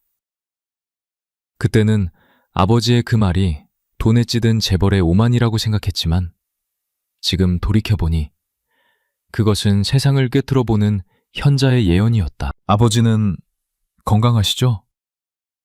수연이 조심스럽게 묻자 한 실장은 백미러로 수연을 바라보며 미소 지었다. 겉으로는 노발대발 하셨지만 아가씨 방은 매일 청소하게 하셨습니다. 그리고 박민재 그자의 뒷조사도 진작에 끝내셨지만 아가씨가 스스로 깨닫고 돌아오기를 기다리셨던 겁니다. JK의 핏줄은 남의 도움으로 일어서는 게 아니라 스스로 각성해야 한다고 믿으셨으니까요. 한 실장의 말에 수연은 가심 한구석이 찡해져 왔다. 아버지는 냉정한 척했지만 언제나 그녀를 위한 가장 든든한 울타리였다. 그녀가 박민재라는 똥밭에서 구르는 동안에도 아버지는 그녀가 돌아올 길을 닦아놓고 기다리고 계셨던 것이다. 한편 빗속에 남겨진 박민재는 한 실장이 던지고 간 명함을 들고 석상처럼 굳어 있었다. 명함에는 간결하게 JK그룹 비서실장 한기석이라는 직함과 전화번호만이 금박으로 새겨져 있었는데 그 심플함이 오히려 더 큰 위압감을 주고 있었다. 빗물에 젖어 쭈글쭈글해진 명함이었지만 민재의 손은 마치 뜨거운 불덩이를 쥔 것처럼 떨리고 있었다. JK그룹? 설마 그 반도체랑 건설 다 하는 그 JK? 말도 안 돼. 이게 진짜 일리 없어. 민재는 현실을 부정하며 고개를 세차게 저었다. 자신의 아내가 매일 아침 콩나물국을 끓이고 시어머니의 잔소리에 고개를 숙이던 그 김수연이 재벌가 딸이라니. 그것도 대한민국 서열 3위 안에 드는 거대 그룹의 영예라니. 차 안에 있던 유라가 답답한 듯 창문을 내리고 소리쳤다. 오빠, 뭐해? 비 밤았잖아. 그 명함이 뭔데 그래? 그냥 사기꾼이라니까? 빨리 차에 타. 추워 죽겠어. 유라의 칭얼거림이 민재의 귀에는 거슬리는 소음으로만 들렸다. 민재는 떨리는 손으로 스마트폰을 꺼내 포털 사이트 검색창을 열었다. 그리고 JK그룹 한기석, JK그룹 김회장 막내딸이라는 키워드를 입력했다. 그의 손가락은 긴장으로 인해 오타를 낼 정도로 허둥지둥하고 있었다. 만약 이것이 사실이라면 그는 단지 아내를 잃은 것이 아니라 자신의 인생을 송두리째 바꿀 수 있었던 로또 복권에 제 손으로 찢어발긴 셈이었다. 검색 결과가 화면에 뜨는 순간 민재의 호흡이 멈췄다. 뉴스 기사에는 한기석 비서실장의 사진이 선명하게 나와 있었는데 방금 전 롤스로이스에서 내렸던 그 은발의 노신사와 정확히 일치했다. 그리고 3년 전 기사 하나가 눈에 들어왔다. JK그룹 막내딸 김수연, 경영수업 중단하고 돌연 유학, 후계구도 변화 생기나? 기사에는 모자이크 처리된 수연의 사진이 있었지만 민재는 단번에 알아볼 수 있었다. 흐릿한 실루엣 속의 여자는 분명 자신의 전처 김수연이었다.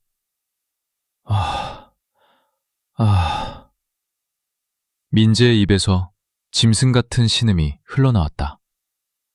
다리에 힘이 풀려 팔썩 주저앉을 뻔한 것을 간신히 차체를 잡고 버텼다. 최 여사가 차문을 열고 나와 민재의 등을 때렸다.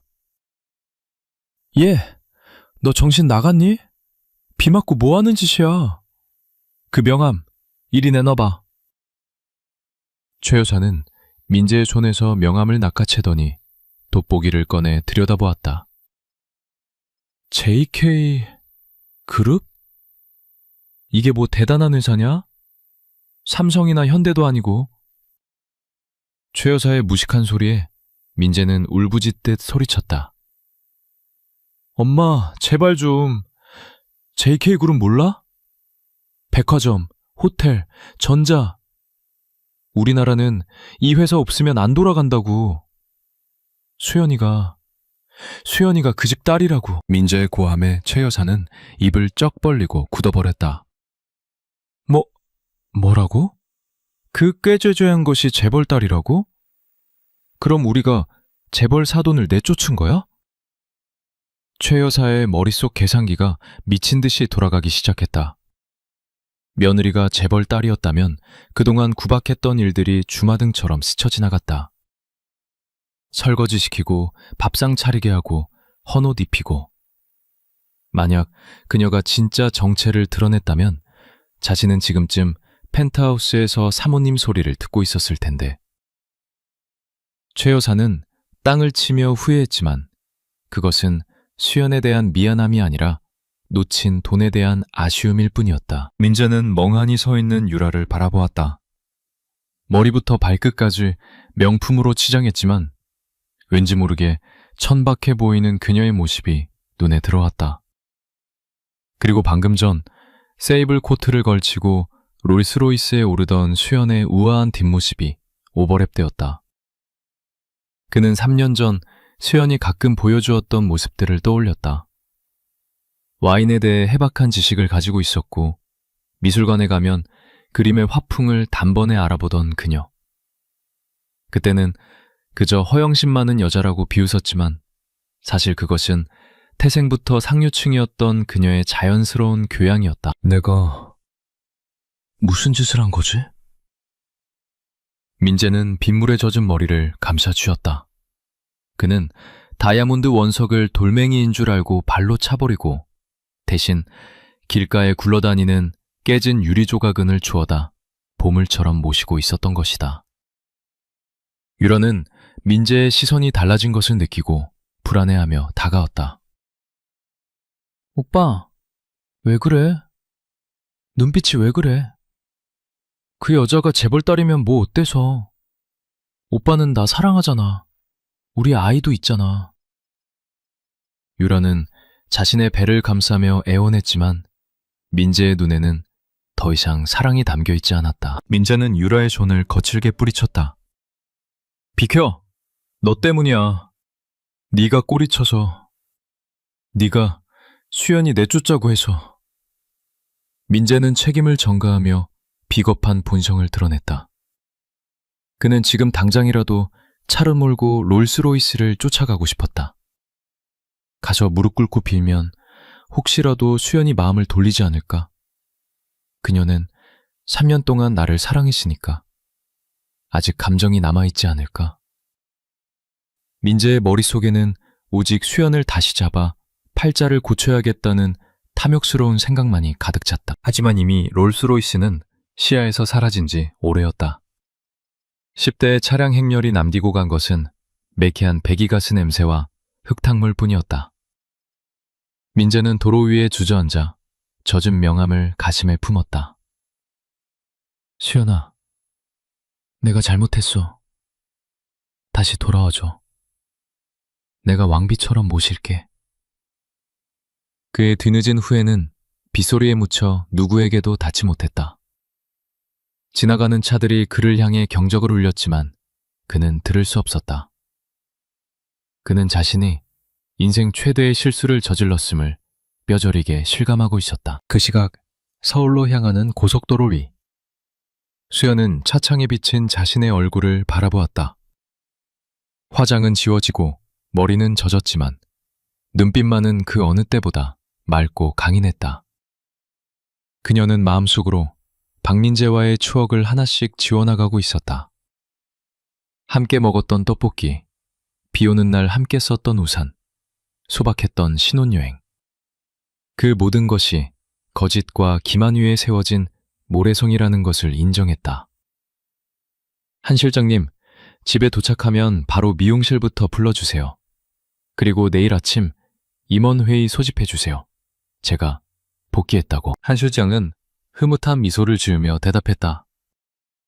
이미 스타일팀과 법무팀, 홍보팀까지 대기시켜 놓았습니다. 그리고 내일 아침 조간신문에 아가씨의 복귀 기사가 대서특필될 예정입니다. JK의 잃어버린 보석이 돌아왔다는 헤드라인으로 말입니다.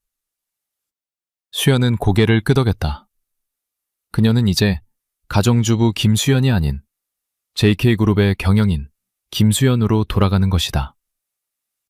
그녀의 손끝에서 시작될 복수는 감정적인 보복이 아닌 철저하고 매목한 자본의 심판이 될 것이었다. 차가 한강다리를 건너 서울의 화려한 스카이라인 안으로 진입했다.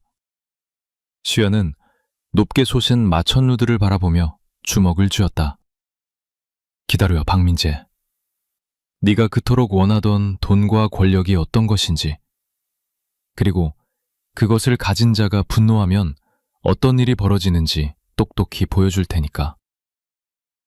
그녀의 눈동자 속에 서울의 불빛이 비치며 차갑게 타오르는 복수의 불꽃처럼 보였다. 30분 전 인천 법원 앞에서 떨고 있던 여자는 이제 세상 어디에도 없었다. 서울 평창동의 가장 높은 언덕 위에 자리 잡은 JK그룹의 본가. 대리석으로 지어진 웅장한 저택의 드레스룸에는 서늘한 긴장감이 감돌고 있었다. 수연은 전신 거울 앞에 앉아 지난 3년간 한 번도 자르지 않고 길게 길러왔던 머리카락을 무표정하게 응시하고 있었다. 그녀의 긴 생머리는 박민재가 좋아한다는 이유 하나만으로 고수해왔던 순종적이고 여성스러운 아내 김수연의 상징과도 같은 것이었다. 수연은 은색 미용 가위를 집어들었다. 차가운 금속의 감촉이 손끝에 닿자 지난 3년의 굴욕적인 기억들이 주마등처럼 스쳐 지나갔다. 그녀는 망설임 없이 가위날을 머리카락 중간에 갖다 대었다. 사각.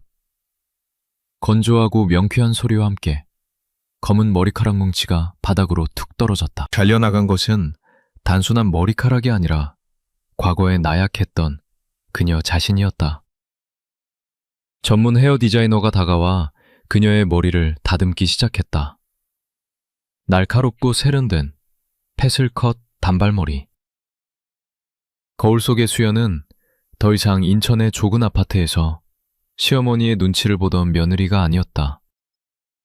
짙은 레드 립스틱을 바르고 몸에 딱 맞는 블랙 슈트를 입은 그녀는 JK그룹의 냉철한 전략가이자 후계자인 김수연 전무로 완벽하게 회귀해 있었다.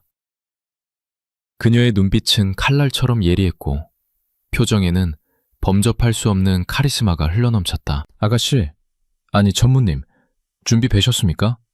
임원 회의실에서 기다리고 있습니다. 한 실장이 문을 열고 들어와 정중하게 알렸다. 수연은 자리에서 일어나 자켓에 옷매무새를 가다듬었다. 가시죠. 제 자리를 비운 사이에 회사가 얼마나 느슨해졌는지 확인해 봐야겠네요. 그녀가 걸음을 옮길 때마다 또각거리는 하이힐 소리가 저택의 복도를 울렸다.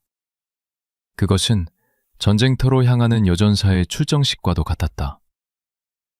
JK 본사 로비에 그녀가 들어서자 수천 명의 직원들이 일제히 기립하여 허리를 숙였고 그 장관은 그녀가 가진 권력의 무게를 실감케 했다. 한편 같은 시각 인천 남동공단에 위치한 박민재의 회사 MJ건설 사무실은 아수라장이 되어 있었다.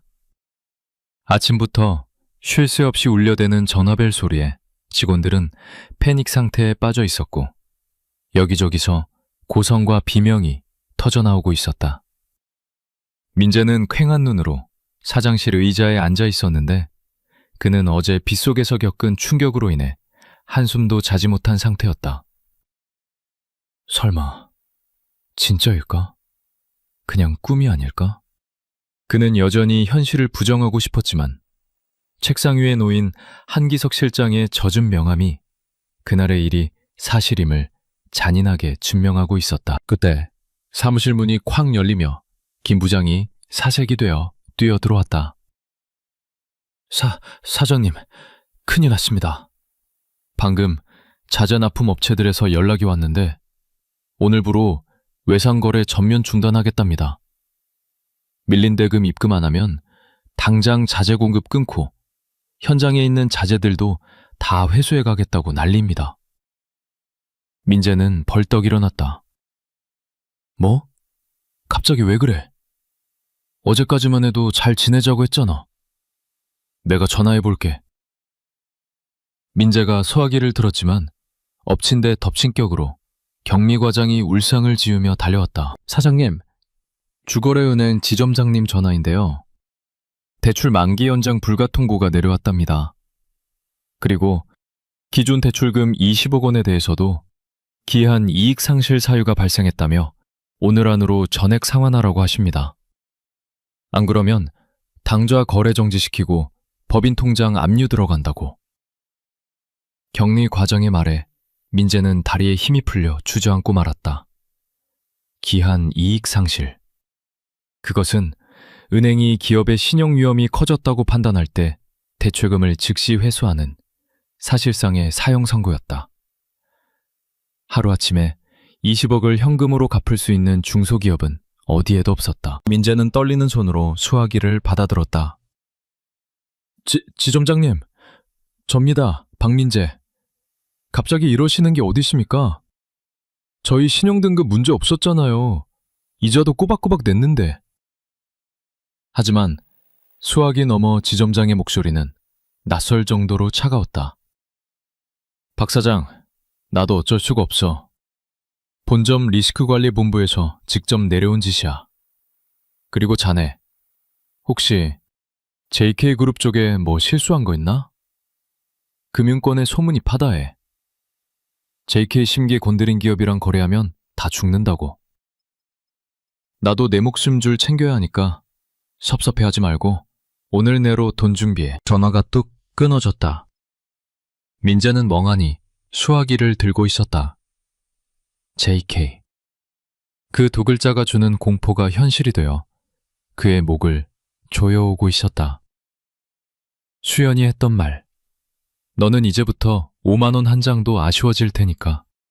라는 저주가 실현되고 있었다. 이것은 단순한 불운이 아니었다. 거대한 자본의 힘이 작정하고 개미 한 마리를 밟아 죽이려는 피도 눈물도 없는 사냥이었다. 민재는 책상을 주먹으로 내리치며 비명을 질렀다. 아! 김시연! 네가 감히! 같은 시각 인천의 한 고급 아파트 단지 상가. 최 여사는 평소처럼 화려한 등산복을 입고 단골 사우나를 다녀오는 길이었다. 그녀는 어제 아들이 이혼한 사실은 까맣게 잊은 척 혹은 숨기려는 듯 짐짓 고개를 뻣뻣하게 들고 걸었다. 그녀의 손에는 수연이 벗어놓고 간 베이지색 캐시미어 코트가 들려 있었다. 세탁소에 맡겨서 깨끗하게 빤 뒤 자신이 입고 다닐 심산이었다. 질은 좋네. 역시 비싼 게 좋아. 그년이 입기엔 아깝지. 최 여사는 혼잣말을 하며 코트를 쓰다듬었다. 그런데 오늘따라 분위기가 이상했다. 평소라면 박 여사님 오셨어요? 라며 아른 체를 하던 반찬가게 주인이나 옷가게 주인들이 그녀를 보고 슬금슬금 피하거나 자기들끼리 귓속말을 주고받으며 킥킥거리는 것이었다. 최 여사는 기분이 나빠져서 과일가게 주인에게 쏘아붙였다. 아니 김씨, 사람을 봤으면 인사를 해야지 왜 뒤에서 수군거려? 내 얼굴에 뭐 묻었어? 과일가게 김씨는 묘한 표정으로 최 여사를 위아래로 훑어보더니 비꼬는 투로 대답했다. 아이고 박 여사님. 아니지, 이제 재벌가 사돈이었던 분이라고 불러드려야 하나? 뉴스 못 보셨어요? 동네에 소문 다 났던데. 어제 며느리 내쫓았다면서요? 근데 그 며느리가 JK그룹 막내딸이라며? 김 씨의 목소리는 일부러 주변 사람들이 다 들으라는 듯 컸다. 순식간에 지나가던 행인들의 시선이 최 여사에게 꽂혔다. 최 여사의 얼굴이 홍당무처럼 빨개졌다. 누가 그런 헛소문을 내? 아니야. 그녀는 구아야, 구아. 그녀가 꽥 소리를 질렀지만 김 씨는 스마트폰 화면을 들이밀었다.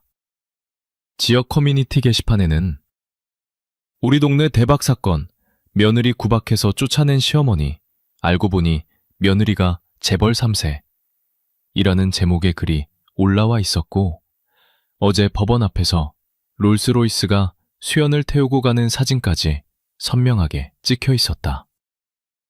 댓글에는 저 시어머니 평소에도 갑질 장난 아니었는데 꼴 좋다. 복을 제발로 찾네. 멍청한 할망구. 라는 조롱이 수천 개나 달려 있었다. 최 여사는 숨이 턱 막혀 비틀거렸다. 그녀가 그토록 자랑하던 아들 잘 키운 엄마라는 타이틀은 순식간에 며느리 못 알아본 멍청한 시어머니로 바뀌어 있었다. 사람들이 손가락질하며 저 여자야? 어머, 진짜 눈도 삐었지. 라고 수근거리는 소리가 환청처럼 들려왔다. 최 여사는 들고 있던 캐시미어 코트를 바닥에 떨어뜨리고 아이고, 내가 미쳤지. 내가 귀신에 홀렸지. 하며 그 자리에 주저앉아 땅을 치고 통곡했다. 하지만 아무도 그녀를 일으켜 세워주거나 위로해주지 않았다. 그것은 그녀가 평소에 쌓아온 인덕의 결과였다. 다시 서울 JK그룹 본사 대회의실. 수연은 상석에 앉아 임원들의 보고를 받고 있었다. 스크린에는 계열사들의 실적 그래프와 신규 사업 계획안들이 띄워져 있었다. 수연은 레이저 포인터로 화면을 가리키며 날카로운 질문들을 쏟아냈다. 건설부문, 인천 지역 하청업체 리스트 전수조사하세요. 특히 재무 건전성 떨어지고 대표 리스크 있는 곳들은 이번 기회에 정리합니다. 기준 미달 업체와 계속 거래하는 건 우리 그룹 이미지에도 타격입니다. 그녀가 말하는 기준 미달 업체가 어디를 지칭하는지 회의실에 있는 임원들은 눈치채지 못했지만 한 실장만은 알고 있었다. 그것은 MJ건설에 대한 합법적이고 공식적인 사형 집행 명령이었다. 임원들은 수연의 복귀에 긴장하면서도 그녀의 명확하고 카리스마 있는 업무 처리에 감탄하고 있었다.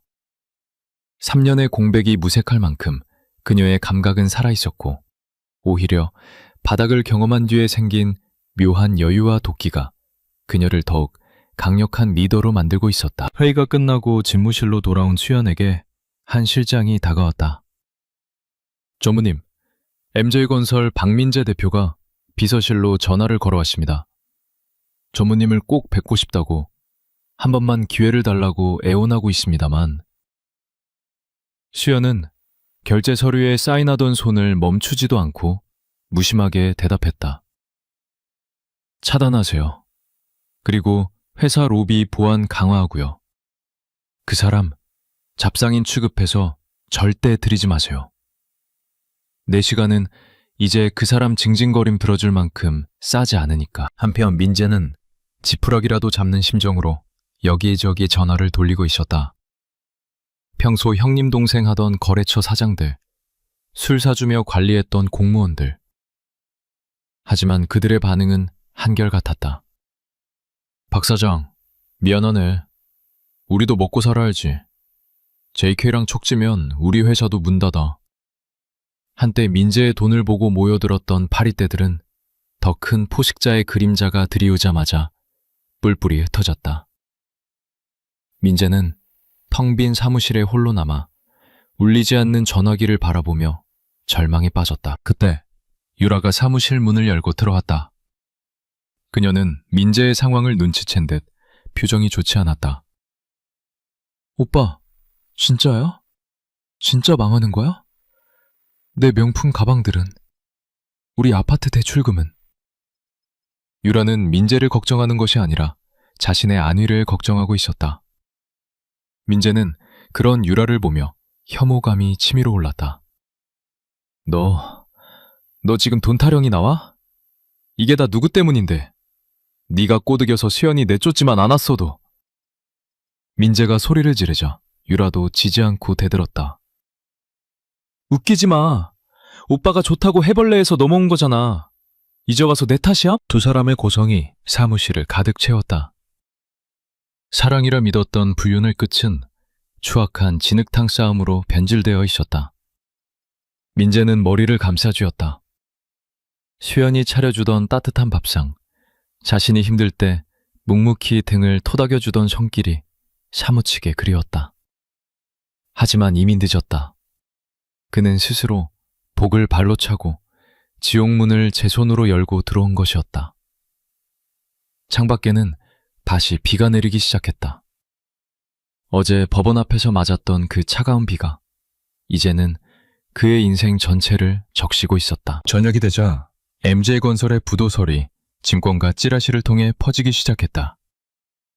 채권자들이 회사 앞으로 몰려와 박민재, 나와! 내 돈 내놔! 라고 소리치며 문을 두드렸다. 민재는 사무실 불을 끄고 책상 밑에 숨어 그 소리를 듣고 있었다. 불과 하루 전만 해도 떵떵거리던 사장님이었던 그는 이제 쥐새끼처럼 숨죽인 채 공포에 떨어야 했다. 그의 주머니에는 수연이 주고 간, 아니, 그가 던졌다가 다시 줍지도 못한 5만원권 한 장조차 없었다. JK 본사의 펜트하우스 집무실. 수연은 통 유리창 너머로 화려하게 빛나는 서울의 야경을 내려다보며 와인잔을 기울였다. 붉은 와인이 조명을 받아 핏빛처럼 빛났다. 한 실장이 조용히 다가와 보고했다. MJ건설 내일 중으로 1차 부도 처리될 예정입니다. 박민재의 개인 자산도 가압류 신청 들어갔습니다. 수연은 만족스러운 미소를 지으며 와인을 한 모금 삼켰다. 시작이 좋네요. 하지만 이걸로는 부족해요. 그 사람이 가장 비참한 순간에 가장 화려한 내 모습을 보여줘야죠. 그녀의 눈빛은 밤하늘의 별보다 더 차갑고 아름답게 빛나고 있었다. 서울 강남의 밤거리는 화려한 네온사인과 마천루에서 뿜어져 나오는 불빛으로 낮보다 더 눈부시게 빛나고 있었고 그 중심에 위치한 그랜드 인터컨티넨탈 호텔의 대연회장 앞은 대한민국 상위 1%의 사교 모임인 JK 자선경매 갈라에 참석하려는 최고급 세단들의 행렬로 장사진을 이루고 있었다. 발레 파킹을 기다리는 차량들은 벤틀리, 람보르기니, 롤스로이스 등 억소리 나는 명차들 뿐이었고, 차에서 내리는 사람들은 하나같이 유명 디자이너의 드레스와 턱시도를 입고 우아한 자태를 뽐내고 있었다. 그 화려한 풍경 구석에서 낡은 택시 한 대가 쭈뼛거리며 멈춰섰고, 뒷좌석에서 박민재가 구겨진 슈트를 황급히 매만지며 내렸다. 그의 얼굴은 며칠 새 급격히 수척해져 있었고, 눈 밑에는 짙은 다크서클이 드리워져 있어 주변의 화사한 사람들과는 확연히 이질적인 패배자의 아우라를 풍기고 있었다. 민재는 옷매무새를 가다듬으며 떨리는 손으로 품 안의 초대장을 확인했는데, 이것은 그가 마지막 남은 비자금과 유라의 명품 가방 하나를 몰래 팔아서 마련한 안표였다. 원래대로라면 MJ건설 같은 중소기업 사장은 감히 명함도 내밀 수 없는 자리였지만, 오늘 이 자리에 정재계 거물들과 금융권 큰손들이 모두 모인다는 소식을 듣고 지푸라기라도 잡는 심정으로 찾아온 것이었다. 그는 입구의 보안 요원들에게 초대장을 건네며 애써 당당한 척 가슴을 폈지만, 요원들의 시선이 자신의 낡은 구두와 초조한 표정을 훑고 지나갈 때마다 등줄기에 식은땀이 흐르는 것을 느꼈다.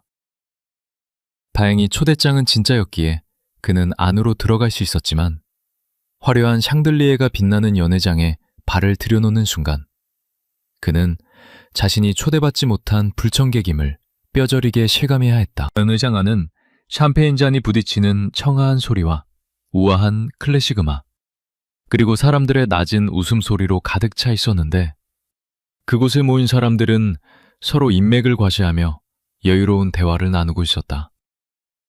민재는 아는 얼굴을 찾기 위해 필사적으로 눈동자를 굴렸다.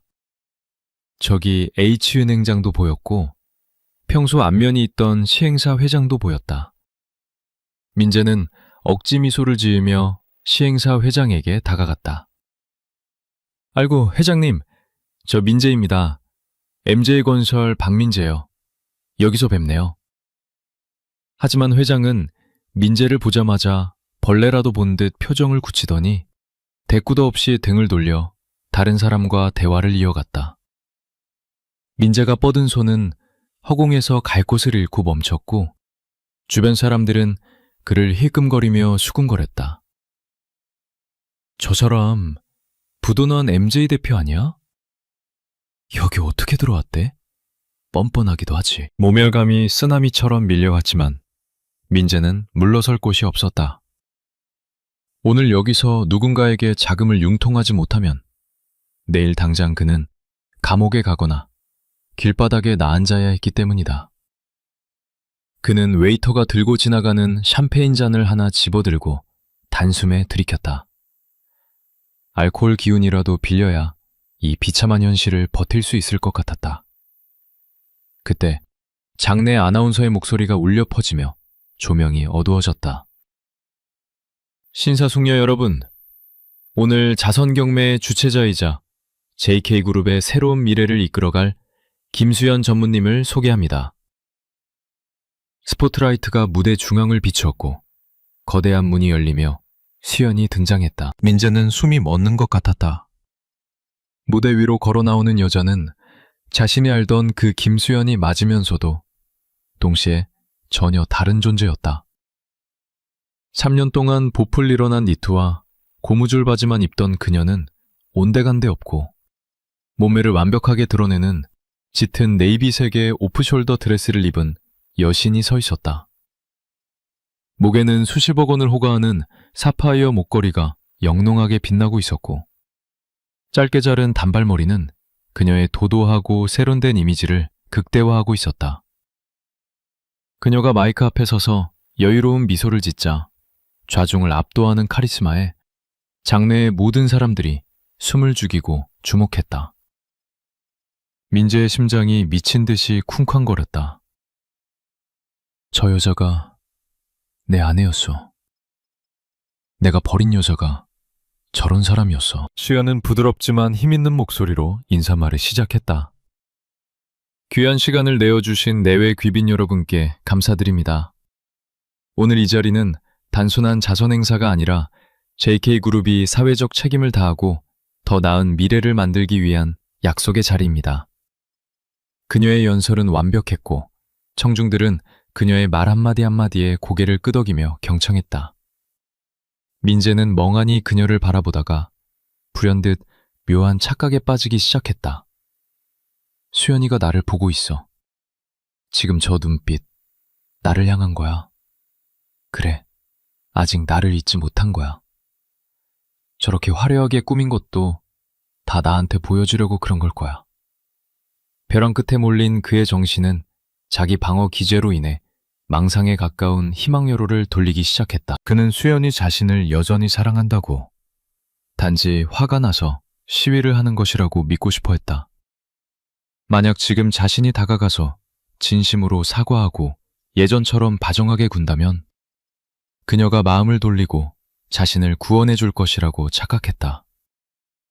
그래, 부부 사이는 칼로 물베기라고 했어. 우리가 함께한 3년의 정이 있는데 매몰차게 굴 리가 없어. 민재는 샴페인 잔을 내려놓고 무대 쪽으로 천천히 발걸음을 옮겼다. 경매가 시작되기 전 잠시 휴식 시간이 주어지자 수연이 무대 아래로 내려와 귀빈들과 인사를 나누고 있었다. 수연은 JK그룹의 임원들과 대화를 나누며 샴페인을 홀짝이고 있었다.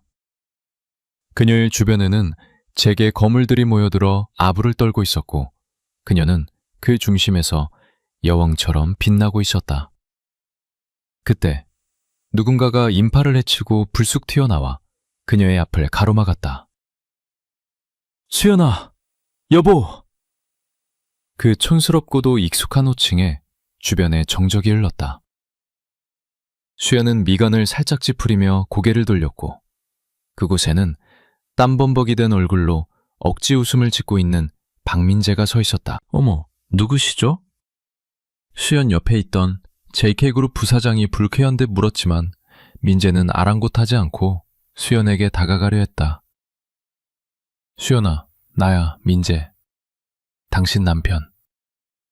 민재의 목소리는 떨리고 있었지만 눈빛은 탐욕과 집착으로 번들거리고 있었다. 그는 수연의 손을 잡으려 손을 뻗었다. 많이 기다렸지? 내가 좀 늦었어. 당신 이렇게 멋진 줄 몰랐네. 우리 오해 풀고 집에 가자. 어머니도 당신 기다리셔. 내가 유라 정리했어. 진짜야. 민재는 사람들이 보는 앞에서 뻔뻔하게 남편 행세를 하며 동정심을 유발하려 했다. 주변 사람들은 경악하며 수군거리기 시작했다. 뭐야? 저 사람 MJ 대표 아냐? 남편이라니. 김 전무님 미혼 아니셨어? 아니, 이혼했다는 소문이 있던데 저 남자가 전 남편인가 봐. 수군거림이 커질수록 민재는 더욱 목소리를 높였다. 여보, 왜 말이 없어? 나한테 화난 거 알아. 내가 다 잘못했어. 한 번만 용서해줘. 당신 나 사랑하잖아. 우리가 함께한 추억들 잊은 거 아니지? 그의 연기는 삼류 심파극보다 더 조악했지만 절박한 만큼은 진심이었다. 수연은 민재가 뻗은 손이 자신의 옷자락에 닿기 직전 한 걸음 뒤로 물러서며 차갑게 그를 응시했다. 그녀의 눈빛에는 그 어떤 흔들림도 애정도 남아있지 않았다. 오직 더러운 오물을 보는 듯한 경멸만이 가득했다. 수연은 입가에 싸늘한 미소를 띠며 입을 열었다. 경비, 여기 초대받지 않은 잡상인이 들어온 것 같은데 관리 안 합니까? 행사 물 흐리게? 그녀의 목소리는 낮았지만 좌중을 얼어붙게 만들 만큼 단호했다. 민재는 수연의 반응에 당황했다. 수연아? 나야 민재라니까? 잡상인이라니 말이 너무 심하잖아. 우리 부부잖아. 그가 다시 소리치려 하자 어디선가 나타난 검은 정장의 경호원들이 민재의 양팔을 거칠게 꺾어 제압했다. 한기석 실장이 수연의 곁으로 다가와 정중하게 고개를 숙였다. 전무님, 불편을 드려 송구합니다. 입구에서 실수가 있었던 모양입니다. 당장 처리하겠습니다. 이거 놔. 이거 안 놔? 나 김시연 남편이야. JK 샵이라고. 너희들 다 잘리고 싶어? 민재는 버둥거리며 악을 썼지만 건장한 경호원들의 힘을 당해낼 수는 없었다. 그는 끌려가면서도 계속해서 수연을 향해 고개를 돌리며 애원했다. 수연아, 제발 나 좀 도와줘. 회사 부도나게 생겼어. 너 돈 많잖아. 20억만 융통해줘. 아니, 10억만. 내가 평생 너 발닦개로 살게. 제발. 그의 비굴한 외침은 화려한 연회장에 울려 퍼지며 참석자들의 눈살을 찌푸리게 만들었다. 수연은 끌려가는 민재를 보며 눈 하나 깜짝하지 않았다. 오히려 그녀는 웨이터에게서 새로운 샴페인 잔을 받아들고 마이크를 잡았다. 소란을 피워 죄송합니다. 잠시 해프닝이 있었네요. 그녀의 여유로운 태도에 사람들은 다시 그녀에게 집중했다. 수연은 스크린을 가리키며 말을 이었다. 오늘 경매의 하이라이트 상품을 소개하기 전에 JK그룹의 새로운 인수 합병 소식을 하나 전해드릴까 합니다. 스크린에 MJ건설의 로고와 함께 이라는 문구가 떴다. 끌려나가던 민재는 그 화면을 보고 눈이 뒤집힐 듯 소리쳤다. 안 돼! 내 회사야! 도둑년! 내 회사를 뺏어? 하지만 경호원들은 그의 입을 틀어막고 질질 끌고 나갔다. 시연은 미소를 지으며 발표를 계속했다. 저희 JK는 지역사회의 건전한 생태계를 위해 부실 경영으로 파산 위기에 처한 MJ건설의 채권 전액을 인수했습니다. 그리고 오늘부로 해당 기업은 해체 후 건전한 자산만을 분리하여 사회적 기업으로 재편할 예정입니다. 장내에서 박수가 터져 나왔다. 사람들은 수연의 결단력과 사회 공헌 의지에 환호했지만 사실 이것은 민재에 대한 가장 잔혹하고 완벽한 복수였다. 그가 평생을 바쳐 일군 회사, 그리고 그가 유일하게 자부심을 가졌던 대표라는 타이틀을 그녀가 공개적인 자리에서 그것도 헐값에 사들여 공중분해시켜버린 것이다. 민재는 연회장 문 밖으로 내동댕이 쳐지면서 자신의 분신과도 같은 회사가 수연의 말 한마디에 사라지는 것을 두 귀로 똑똑히 들어야 했다. 연회장 밖 차가운 로비 바닥에 쓰러진 민재는 짐승처럼 울부짖었다. 야, 김수연! 네가 사람이냐? 어떻게 나한테 이래? 하지만 그곳에는 그를 위로해줄 사람은 아무도 없었다. 지나가는 호텔 직원들은 그를 노숙자 보듯 경멸 어린 시선으로 쳐다보며 피해갔고, 보안 요원들은 그를 호텔 밖으로 완전히 쫓아내기 위해 다가오고 있었다. 민재는 찢어진 슈트와 벗겨진 구두 한 짝을 신은 채 화려한 호텔 회전문 밖으로 쫓겨났다. 호텔 밖에는 다시 차가운 밤바람이 불고 있었다. 민재는 바닥에 주저앉아 호텔 2층 연회장의 통유리창을 올려다보았다. 창문 너머로 수연이 샴페인 잔을 들고 사람들과 웃으며 건배하는 모습이 보였다. 그녀는 너무나 멀고 높은 곳에 있었다. 3일 전 5만 원짜리 지폐를 던져주며 비웃었던 그 여자가 이제는 감히 쳐다볼 수도 없는 태양 같은 존재가 되어 그를 내려다보고 있었다. 민재는 주머니를 뒤졌다. 담배라도 한 대 피우고 싶었지만 담배는커녕 라이터조차 없었다. 그에게 남은 것은 아무것도 없었다. 돈도, 회사도, 가족도, 그리고 자존심도. 그는 자신의 손으로 찢어버린 로또 복권의 조각들을 줍고 싶어도 주울 수 없는 처지가 되었다. 엄마, 유라야. 그는 가족의 이름을 불렀지만 그들 역시 이제는 짐덩어리일 뿐이었다. 연회장 안에서 수연은 창밖을 잠시 내려다보았다. 어둠 속에 웅크리고 있는 작은 점 같은 민재의 모습이 보였다. 한 실장이 다가와 물었다. 전무님, 괜찮으십니까? 마음이 약해지신 건 아니신지요? 수연은 고개를 저으며 샴페인을 한 모금 마셨다. 아니요. 오히려 아주 상쾌하네요. 썩은 눈니를 뺀 기분이에요. 그녀는 창문에서 등을 돌려 다시 화려한 파티의 중심을 향해 걸어갔다. 다음 경매 물품은 다이아몬드 원석입니다. 가공되지 않았지만 무한한 가능성을 지닌 보석이죠. 경매사의 목소리가 들려왔다. 수연은 생각했다. 자신은 민재라는 남자를 만나 흙 속에 묻혀 있었지만 이제 스스로의 힘으로 빛나는 다이아몬드가 되었다고. 그리고 그 빛은 민재 같은 어둠을 태워버릴 만큼 강렬하고 뜨거울 것이라고. 그녀의 복수는 이제 정점을 찍고 있었다. 남은 것은 파멸한 민재가 스스로의 지옥에서 허우적대는 것을 지켜보는 일뿐이었다. 화려했던 그랜드 인터컨티넨탈 호텔에서의 밤이 지나고 서울의 새벽 공기는 전날의 열기를 비웃기라도 하듯 차갑게 식어 있었다. 쫓겨나듯 연회장을 빠져나온 박민재는 택시비조차 없어 강남에서 인천까지 터덜터덜 걷다가 다리가 끊어질 듯한 고통에 못 이겨 지하철 첫 차가 다니기 시작할 무렵에야 겨우겨우 인천의 월세방에 도착할 수 있었다. MJ건설의 법인카드는 정지되었고 개인 계좌마저 압류당해 편의점 김밥 한 줄 사 먹을 돈도 없는 신세가 된 그는 허기와 패배감에 찌든 채 현관문을 열었다.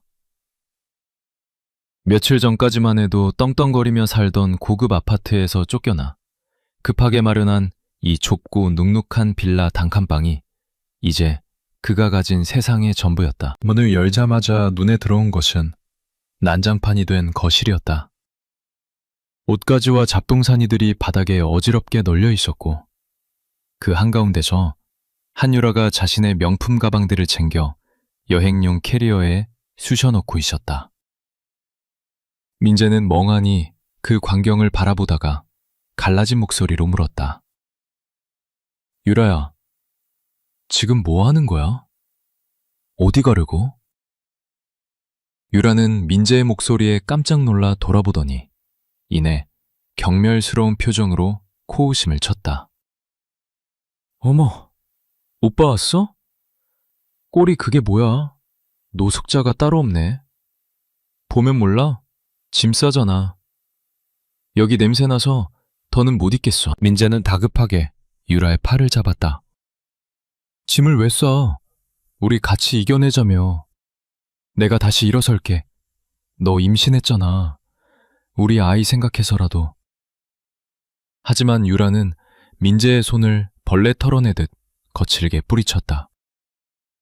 그녀의 입가에 비릿한 조소가 떠올랐다. 아이? 오빠 진짜 순진하다.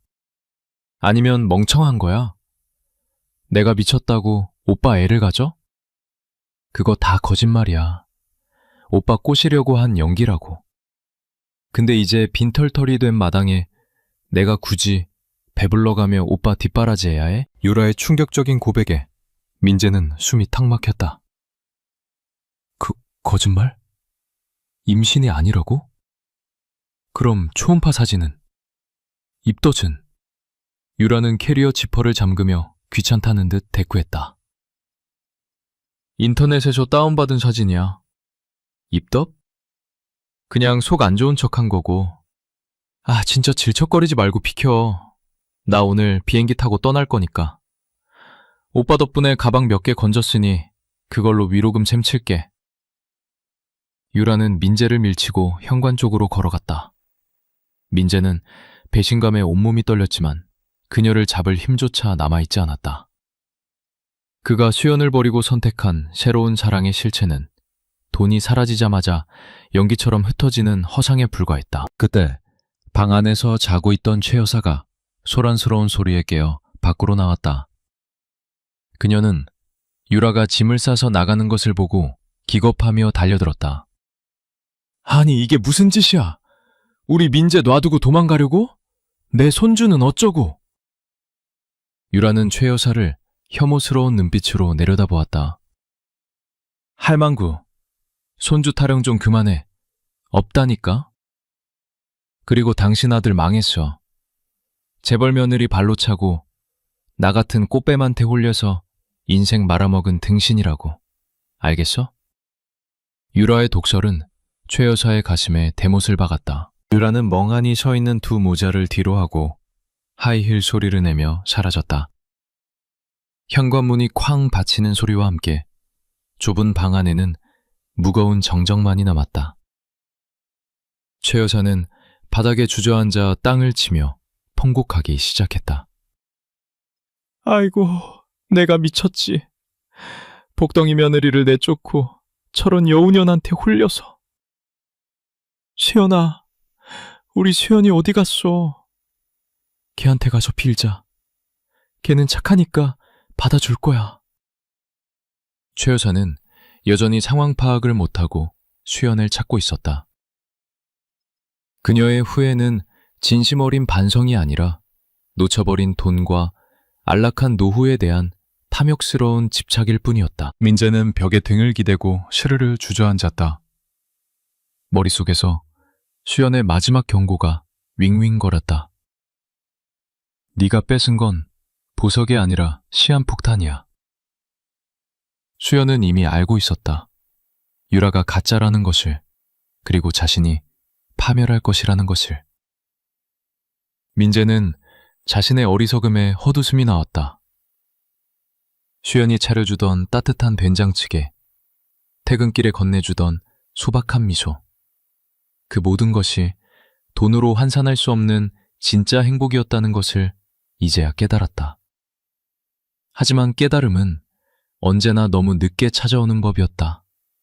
그는 텅 빈 방 안에서 짐승처럼 울부짖었다. 수연아, 내가 잘못했어. 제발 돌아와줘. 계절이 2번 바뀌고 어느덧 여름이 찾아왔다. 서울 여의도의 JK그룹 본사 회장실. 수연은 창밖으로 내려다 보이는 한강의 푸른 물결을 바라보며 모닝커피를 마시고 있었다. 6개월이라는 시간 동안 그녀는 그룹의 핵심 계열사들을 성공적으로 구조조정하고 신사업을 궤도에 올려놓으며 경영 능력을 입증했다. 이제 그 누구도 그녀를 돌아온 막내딸이라 부르지 않았다. 그녀는 JK그룹을 실질적으로 이끄는 냉철하고 유능한 김수연 부회장이었다. 한기석 실장이 결제 서류를 들고 들어왔다. 부회장님, 요청하신 MJ건설 청산 절차가 모두 마무리되었습니다. 자산 매각 대금은 전액 미혼모 지원재단에 기부 처리했습니다. 수연은 고개를 끄덕이며 서류에 서명했다. 수고하셨어요. 그리고 그 사람들은 어떻게 지내나요? 수연이 굳이 이름을 언급하지 않아도 한 실장은 누구를 말하는지 알고 있었다. 그는 잠시 망설이다가 태블릿 PC를 꺼내 사진 몇 장을 보여주었다. 사진 속에는 낡은 작업복을 입고 공사 현장에서 벽돌을 나르고 있는 박민재의 모습이 담겨 있었다. 뙤약볕 아래서 땀을 뻘뻘 흘리며 일하는 그의 얼굴은 검게 그을려 있었고 6개월 전보다 10년은 더 늙어 보였다. 또 다른 사진에는 최 여사가 동네 시장 좌판에서 나무를 팔고 있는 모습이 있었다. 화려한 등산복 대신 낡은 몸빼 바지를 입은 그녀는 손님과 500원 때문에 실랑이를 벌이고 있었다. 그들의 삶은 처절할 만큼 바닥으로 곤두박질 쳐 있었다. 수연은 사진을 무표정하게 바라보았다. 예전 같았으면 가슴이 아프거나 통쾌했을지 모르지만 지금은 아무런 감정도 느껴지지 않았다. 그저 타인의 불행을 바라보는 건조한 시선뿐이었다. 그렇군요. 이제 더 이상 보고할 필요 없어요. 그들은 제 인생에서 완전히 지워졌으니까요. 수연은 태블릿 화면을 끄고 한 실장에게 들려주었다. 그것은 용서가 아니었다. 그들에게 더 이상의 관심조차 주지 않겠다는 가장 잔인하고도 우아한 무관심의 선언이었다. 알겠습니다. 그리고 오늘 저녁에 있을 글로벌 파트너십 파티 준비가 끝났습니다. 이번 파트너사는 미국 실리콘밸리의 최대 투자 회사입니다. 한 실장의 보고에 수연은 자리에서 일어났다. 그녀는 거울을 보며 자켓에 깃을 매만졌다. 거울 속의 그녀는 당당하고 아름다웠다. 3년 전 사랑에 목매어 자신을 잃어버렸던 김수연은 이제 없었다. 그녀는 자신의 능력으로 세상을 움직이는 주체적인 여성 리더로 다시 태어났다. 그날 저녁, 서울의 한 고급 호텔에서 열린 파티장. 수연은 수많은 취재진의 플래시 세례를 받으며 입장했다. 그녀의 곁에는 든든한 사업 파트너들과 한 실장이 함께하고 있었다. 인터뷰를 요청하는 기자에게 수연은 환한 미소로 답했다. 과거의 시련은 저를 단단하게 만든 걸음이었습니다. 이제 저는 뒤를 돌아보지 않습니다. 제 눈은 오직 JK와 저의 미래만을 향해 있습니다. 그녀의 인터뷰는 실시간으로 전국의 뉴스 전광판을 통해 송출되었다. 같은 시각, 인천의 한 허름한 기사식당. 하루 일을 마치고 늦은 저녁을 먹으러 온 민재는 식당 구석에 앉아 4,000원짜리 국밥을 허겁지겁 먹고 있었다. 그때 식당 벽에 걸린 TV 뉴스에서 수연의 인터뷰 장면이 나왔다. 화면 속의 수연은 눈부시게 빛나고 있었다. 민재는 숟가락을 멈추고 멍하니 화면을 올려다보았다. 주변의 택시기사들이 뉴스를 보며 떠들었다.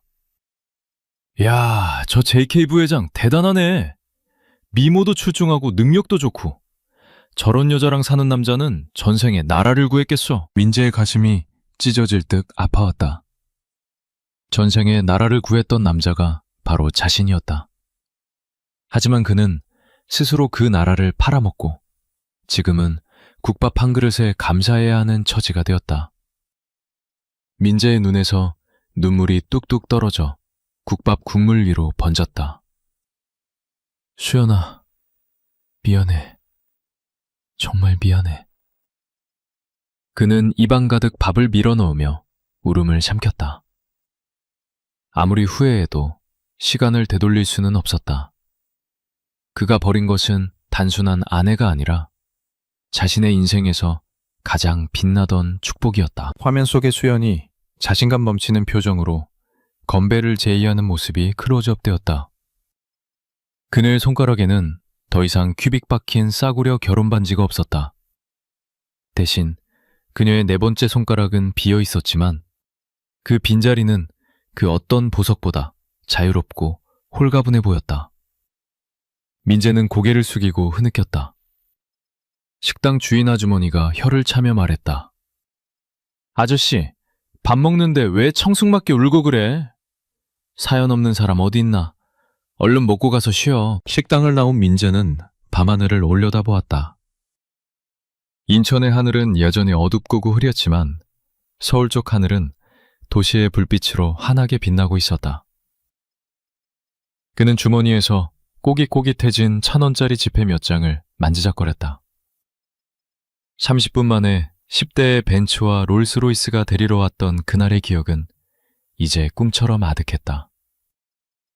그는 무거운 발걸음을 옮겨 자신의 좁은 방으로 향했다. 내일도 그는 새벽같이 일어나 벽돌을 날라야 했다. 그것이 그가 치러야 할 평생의 죗값이었다. 1년 후 서점에서 수연의 자서전 가장 나다운 선택이 베스트셀러 1위에 올랐다. 책의 마지막 장에는 이런 문구가 적혀 있었다. 복수란 상대를 무너뜨리는 것이 아니다. 그들이 없는 내 삶이 보란듯이 완벽하고 행복해지는 것. 그것이야말로 진정한 복수이자 최고의 구원이. 한강공원에서 자전거를 타며 땀을 식히던 수연은 잠시 멈춰서서 강바람을 맞았다. 그녀의 표정은 평온했다. 핸드폰이 울렸다. 새로운 만남을 제안하는 지인의 문자였다. 수연은 피식 웃으며 답장을 보냈다. 지금은 혼자가 더 좋아요. 저는 지금 제 자신과 연애 중이거든요. 그녀는 다시 페달을 밟았다. 그녀의 앞길에는 거칠 것이 없었다. 바람이 그녀의 짧은 머리카락을 기분 좋게 흩날렸다. 그녀는 자유였다.